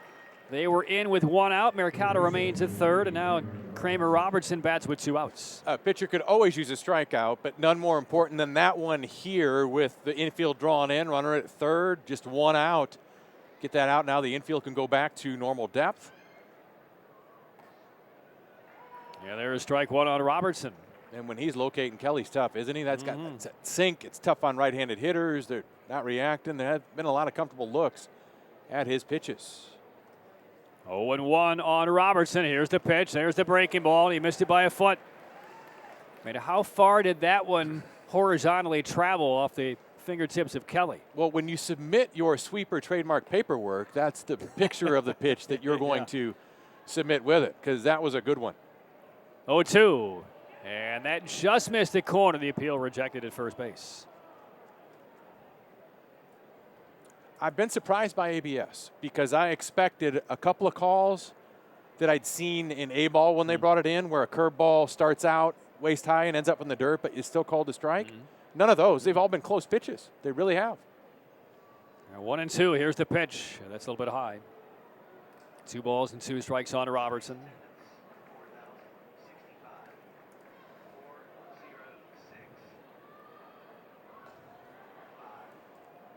Two from Kelly. Zips just beneath the zone. Pinto and Kelly looking for somebody to argue with. Couldn't protest with anybody. And a full count on Robertson. Mason a win. Dangerous young hitter is next. Mercado at third. 2 outs. The pitch from Kelly. A swing and a bouncer foul up the third baseline.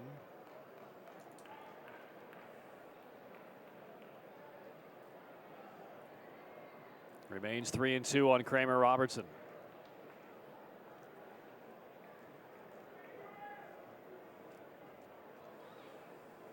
And the Astros have just finished a 2-hit shutout of the Rays.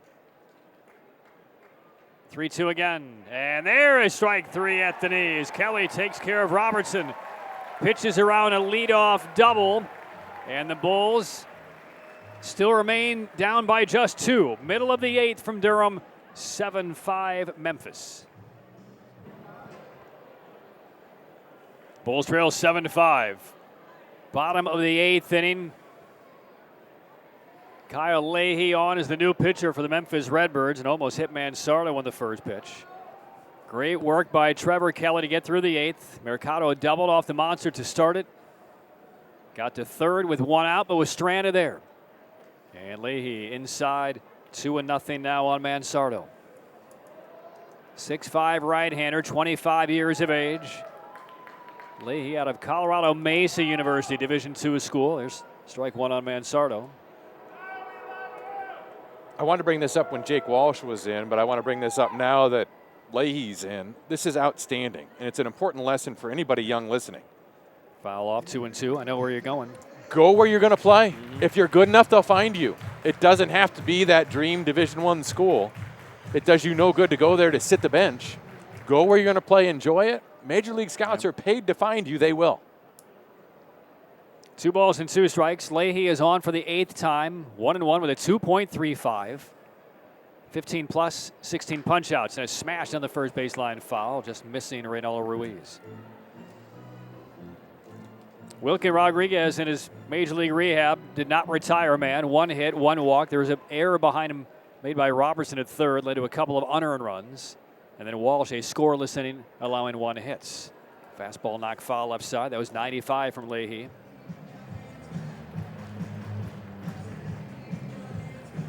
Leahy last year got to Memphis for 1 game, otherwise spent the year in the rotation at AA Springfield, won 10 games. 2-2, sprayed left side foul again. Now, Springfield is in Missouri, I'm assuming. That's where the AA team is. Is that part of the Texas League, or is that after the great purge of Major League Baseball in the different leagues? They've been part of that league for a long time now. The swinging a jam shot pop up, hangs toward the Bulls dugout, but this will get over the screen foul. If I remember right, there was only one team outside of Texas, and that was the Arkansas Travelers in the Texas League for many, many years. But what you're telling me is the Texas League has ventured further north. Yeah. Here's the 2-2 again. Breaking ball, grounded foul right at home plate. And now there's a team in Northwest Arkansas. That's right. And they're all over now. Wichita's in that league. Wichita's a team again. Yeah, the they were. Surge. They've been there for the Arrows. Well, but they lost a team for a while. Yep, that's right. They were the Royals, Double-A for the longest time. Yeah, that. One more foul by Mansour. I tell you what, the at-bats by the Bulls here in the last few innings, long at-bats. I mean, team was down 7-0 and not kicking anything away. And there's one more foul by Mansour. 7 fouls with 2 strikes in this at-bat alone. So he's about to see his 13th pitch in this 8th inning. Trying to wear down Leahy and get Cardenas up as the tie and run. Bottom of the 8th. 7-5 lead for Memphis. And Leahy winds, comes home, and an off-speed pitch, sinking liner into right field. Falls in front of Turner. And how about the at-bats the last 2 innings by Meisner and now Manzardo? And they have set the table for a potential Bulls comeback. If they do, those are 2 critical ABs on the voyage. Oh, that was a great at-bat by Manzardo. He got a pitch out over the plate that he could handle. He dumps that into right and then brings some power to the plate that could tie this game up with 1 swing. So here's Cardenas. He is homered once, 2 out of 3, and Leahy downstairs with a fastball. Again, Memphis ran out to a 7-0 lead. 3 runs were gifted to the Redbirds on a foul ball call, a home run off the bat of Juan Yepes back in the 3rd. And that pitch down from Leahy. And as disheartening as that was for the Bulls, and as it led to the ejection of starting pitcher Elvin Rodriguez after that inning ended, he was tossed not by the umpire who blew the call, but the other umpire, the crew chief, who did not overturn it. The Bulls have had to use Brigden for 3 innings, Kelly for 2, and the offense quietly coming to life over the last few innings. Strike taken by Cardenas. Boy, would this be some type of character-building win against all odds tonight if the Bulls are able to grab it. 2-1 downstairs on Cardenas. Tristan Gray waiting next.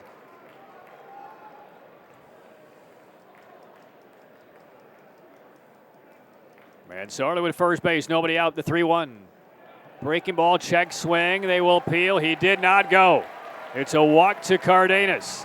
Mansour up to second. And don't look now, but the Bulls are on the verge here. Tying runs on, nobody out. And the AAA home run king from a year ago is in the box, Tristan Gray. Setting up nicely for the Bulls so far. It's the start of a big inning, potentially. Leahy having trouble finding the strike zone against Ruben Cardenas. And you've got to credit Manzardo for causing that to happen, because Manzardo wore Leahy out that first at bat. 15 pitches? 13. That was close. By my count. So here's Gray in the box, first pitch. Swings at a fastball in and sails it foul. It was 13 that felt like 15 to Leahy. We got the feels like, just like in weather. Gray, a run-scoring single in the 4th. He's 1 for 3. Robertson's cheating in. There's no chance Gray's bunting. And that pitch up and away. I mean, I don't know what scouting report that the Cardinals have on Tristan Gray. In no way, in no galaxy is he bunting here, but Robertson's playing in. Here's the 1-1, and that's low. Went to the breaking ball. He has not been able to command that yet, and it's 2-1 on Gray. If this is close, here comes a big swing. This is the ultimate fastball count, 2-1. And if you're a power hitter, you're going to turn it loose. Signed to Leahy. Herrera the target away. 2-1. Swing and it's ripped down the right field side. Steered though. Foul. Fans are still riding now. The entire umpiring crew. Fans are up jumping around. They want greater circle of bases. The Bulls fans have memories of elephants. I said it before. I'll say it again. I love it. 2-2 on Gray. The pitch strikes him out. 95 elevated up out of the zone. One away. Tying runs on for Holsizer. Well, Gray was out front of that 2-1 fastball, but above the belt, 95, very hard to catch up to. This one gets by him. He goes down swinging. And now it's Nico Holsizer. Herrera heads out to the mound, and the Bulls are going to go to the bench. And Ben Gamble is going to pinch hit for Holsizer here. So Herrera, that's the reason he's out there talking with Leahy. As the 22-year-old catcher giving Leahy a quick scouting report on Ben Gamble, who's coming off the bench to pinch hit. So we get the left-handed stick of Gamble, the Major League veteran guile of Gamble, over 6 years big league service time. Gamble hitting .219. He's homered 3 times and driven in 8.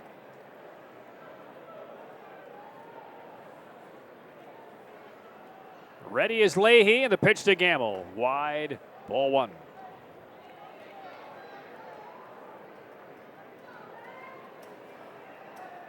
Memphis 7, Durham 5, bottom of the 8th.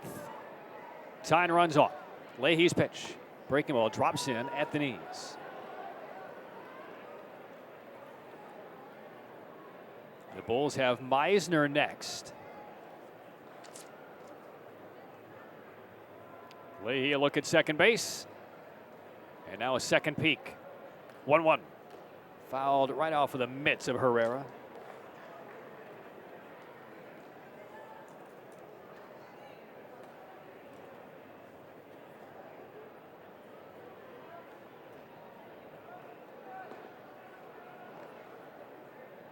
And Leahy ready to go. Glove of the belt. 1 away. Ball and 2-strike pitch to Gamble. That's inside. And what you kind of lose in the weeds on that strikeout of Gray and that long foul down the right field line.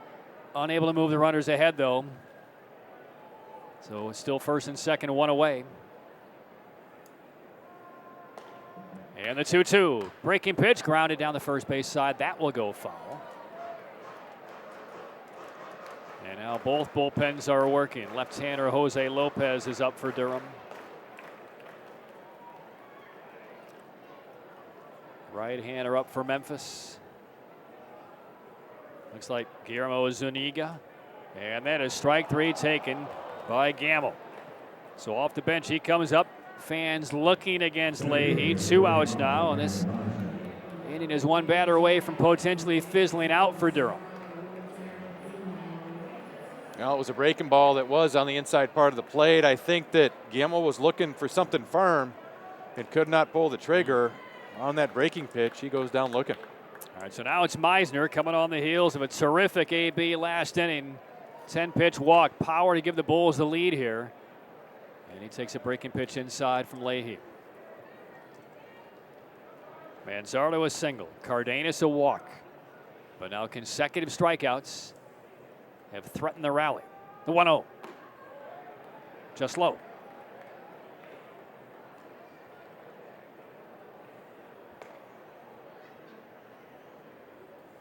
Two and nothing on Meisner.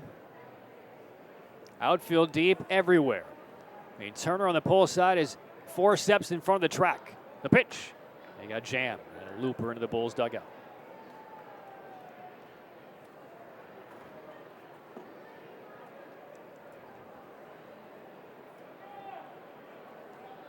Bulls trailing by 2.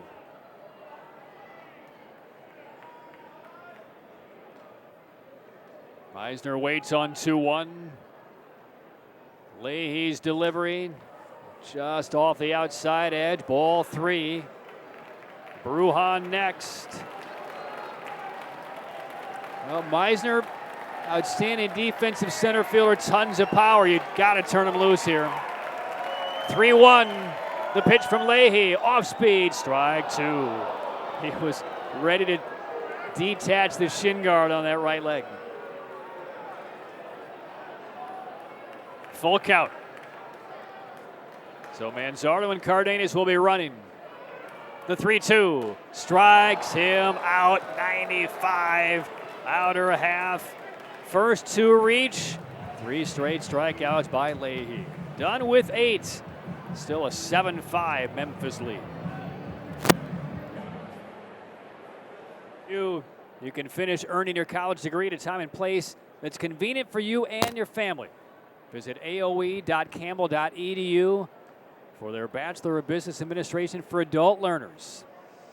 Top 9, still 7-5 Memphis. A threat turned away by Kyle Leahy and Memphis in the bottom of the 8th. First 2 reach, but 3 straight strikeouts closed down the inning.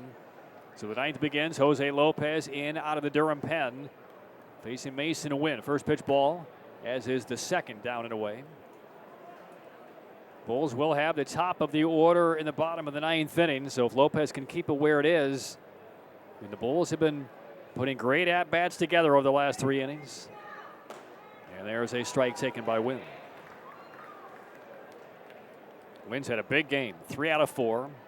Solo home run in the 4th inning. He's played very well at shortstop. And sends this one on a line, back up the middle, and a leaping catch made by Brujan. Caught it a bit off of the end of the bat, and it kind of sliced back toward Brujan, who made the catch on the back of the dirt. Well, Brujan was very patient. It looked like he was waiting to the last second to jump up to get this ball, but didn't have to jump as high as he originally thought. Makes the play. And you get a hitter that's seeing the ball well out in the first at bat of the 9th. And now it's Yepez. 2 of 3 with a 3-run homer. And there's a pitch downstairs from Lopez. 9th appearance for Lopez, 3.38 ERA. Does have 1 of the 7 saves this year for the Bulls. And the burly lefty's fastball hit foul, 96 out of the left hand of Lopez. 8 innings, 9 strikeouts for Lopez. Talked about the Major League Rule 5 draft that saw Wilking Rodriguez come from the Yankees to the Cardinals. Lopez was a big league Rule 5 draft as well out of the December drafts. Called strike on Yepez, but he was returned by the San Diego Padres late in spring training.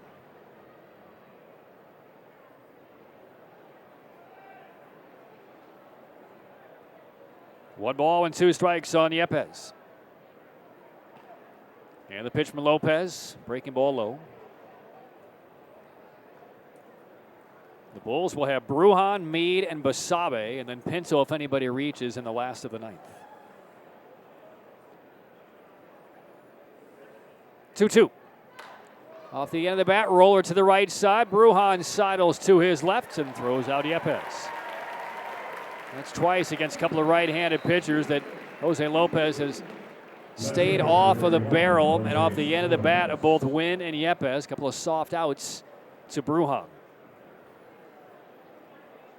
Lopez rights himself after getting out 2-0 or down 2-0 to win, but he's righted that ship and throwing the ball very well. And 2 outs. Here's Gomez, 0 for 3 with a walk. Opening pitch in the dirt ball 1.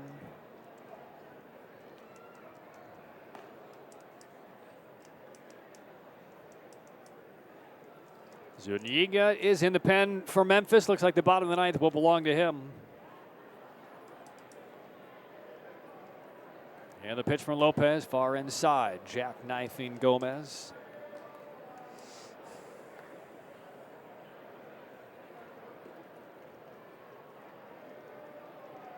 Two-ball count. Here's Lopez pitch.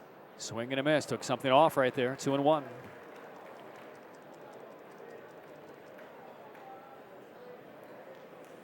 So even post-ejection for Elvin Rodriguez, the Bulls will use just 4 pitchers tonight. Brigden 3, Kelly for 2, and now Lopez in the 9th. 2-1. Right by him. 96 from Lopez. 2-2.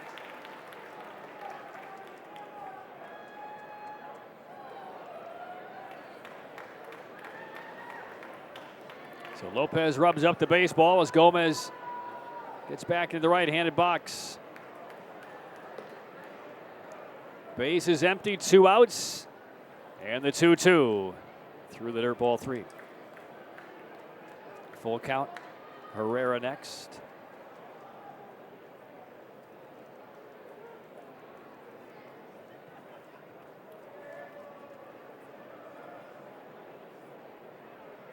High set Lopez, 3-2, foul away.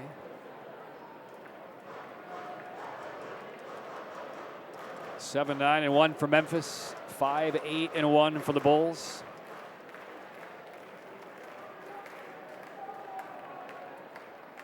Lopez has the grip, ready to go.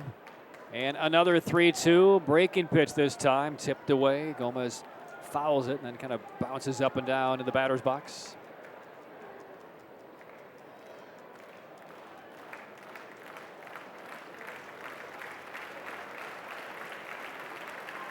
Ninth inning from Durham, 2 outs and nobody on.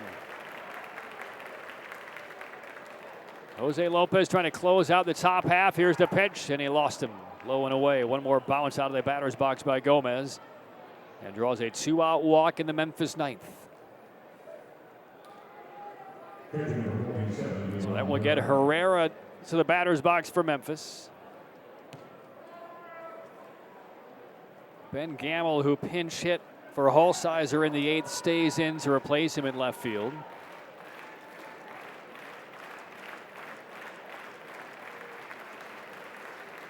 Herrera, nothing of 3. He has walked once, and now time is called by Pinto.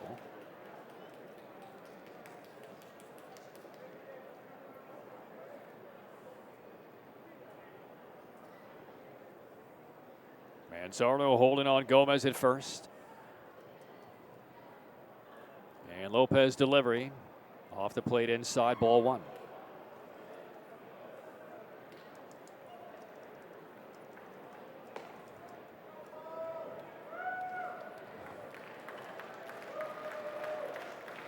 Here's the 1-0. And again, like a breaking pitch there from Lopez. Jams the inside corner, 1-1. He's gone to that slider a couple of times just to find the strike zone, take a little bit off. Successful there. Ball and a strike. Here's the pitch. Tapped it away, foul toward the Bulls on deck circle. Strike 2. Yeah, went back to that breaking ball again and gets down the foul ball and climbs right back in. This count goes ahead, and he's got really the whole top part of the zone now with that live fastball wide open after slowing him down twice. Gomez walks off to a lead at first base. 2 outs. The 1-2 from Jose Lopez came in, got a fastball under the hands, and Herrera strikes out. So Lopez does his job in the top of the 9th. The Bulls have one more crack. They trailed 7-0, have threatened the last couple of innings, and will need 2 to tie, 3 to steal it. Bottom of the 9th on the way. Memphis 7, Durham 5. Bulls need 2. Bottom 9, trailing 7-5, and it's Guillermo Zuniga, 24-year-old right-hander, in for Memphis. Top of the order for the Bulls. Zuniga, 2 of the 5 Memphis saves this year. First pitch whistles in at 99, and it's fouled away by the left-handed Brujan. Brujan, Meade, Basabe coming up for Durham. Zuniga, originally signed by Atlanta, was there for a couple of years, then went to the Dodgers organization and signed by the Cardinals back in January. Misses high, ball and a strike on Brujan. Brujan, 1 of 3 in his first game back with the Bulls in almost 3 weeks. RBI single in the 7th. He's also walked. Tries to set the table, and he almost lost a kneecap on that 99 right at him. Would not want to feel that. Would not want to know what that feels like at all. That has broken patella all over it. Fortunately, Brujan leans back and gets out of the way.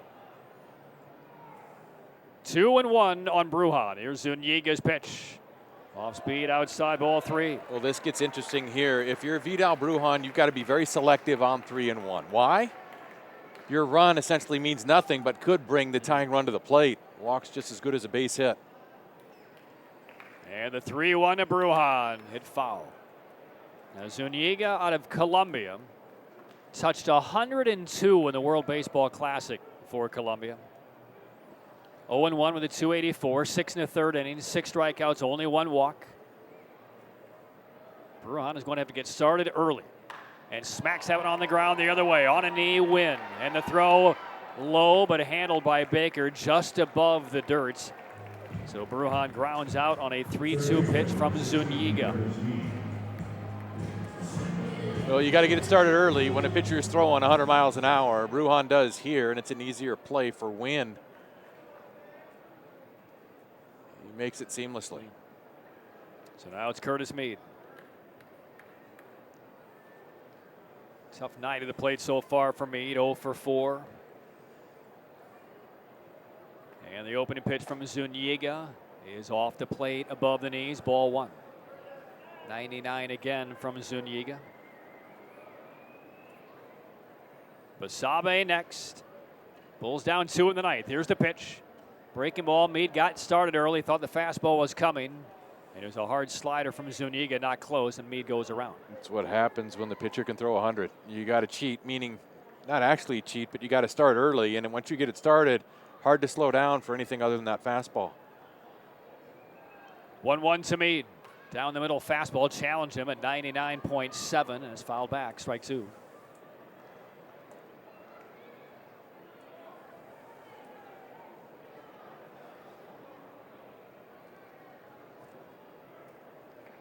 Ball and 2 strikes on Mead.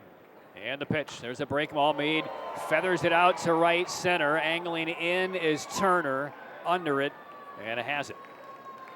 And 2 outs now in the Bulls' 9th inning. I mean, we've only seen Zuniga for 10 pitches. He already has the hardest 5 fastballs this game has seen. 98.5 and above. So here's Basabe, 3-hit game. Bulls need him to reach to bring Pinto to the plate as the tying run. And a breaking pitch grabs the inside corner, strike 1. That would be a fun matchup. Rene Pinto against somebody who's throwing 100. 0-1 pitch. In the dirt outside, the slider. And again, if you weren't with us earlier in the broadcast, the 3-run home run awarded to Juan Yepes in the 3rd inning was clearly a foul ball, landing well left of the foul pole, but called fair. Umpires got together, did not overturn it. Bulls trail by 2 now in the bottom of the 9th. That pitch downstairs. And at the end of that 3rd inning, Elvin Rodriguez had words with the crew chief, who didn't make the call but also didn't overturn it. He was ejected. And the Bulls have been swimming upstream all night. Here's the 2-1. Breaking ball, rolled to short. This ought to do it. Wynn fields it cleanly. The throw beats Basabe. And the Redbirds, with some assistance, have made it 2 straight wins in the series over the Bulls. 7-0 lead for Memphis. A hotly disputed 3-run homer on a foul ball in the 3rd inning. The Bulls rally, comes up a couple of runs short, and the Redbirds make it 2 straight. Well, the Bulls show some character and some fight, being down 7 to rally back with runners on to give them a chance to at least tie or go ahead in this game. They weren't able to do so, and that call makes it awfully tough to overcome. Give credit to Memphis. They got the job done tonight. They take this game 7-5. So McGreevy wins his AAA debut. Redbirds make it 2 straight on the Bulls, who now drop to 13-9. On the TV side, we thank you for watching. Airtime tomorrow on the TV side at 6:30. First pitch, 6:35 in Game 3 of the series between Memphis and Durham. On the radio side, stick around. Post-game show with Scott Pose and I on the way. Again, your final score, Memphis 7, Durham 5. Good night from the Bull City.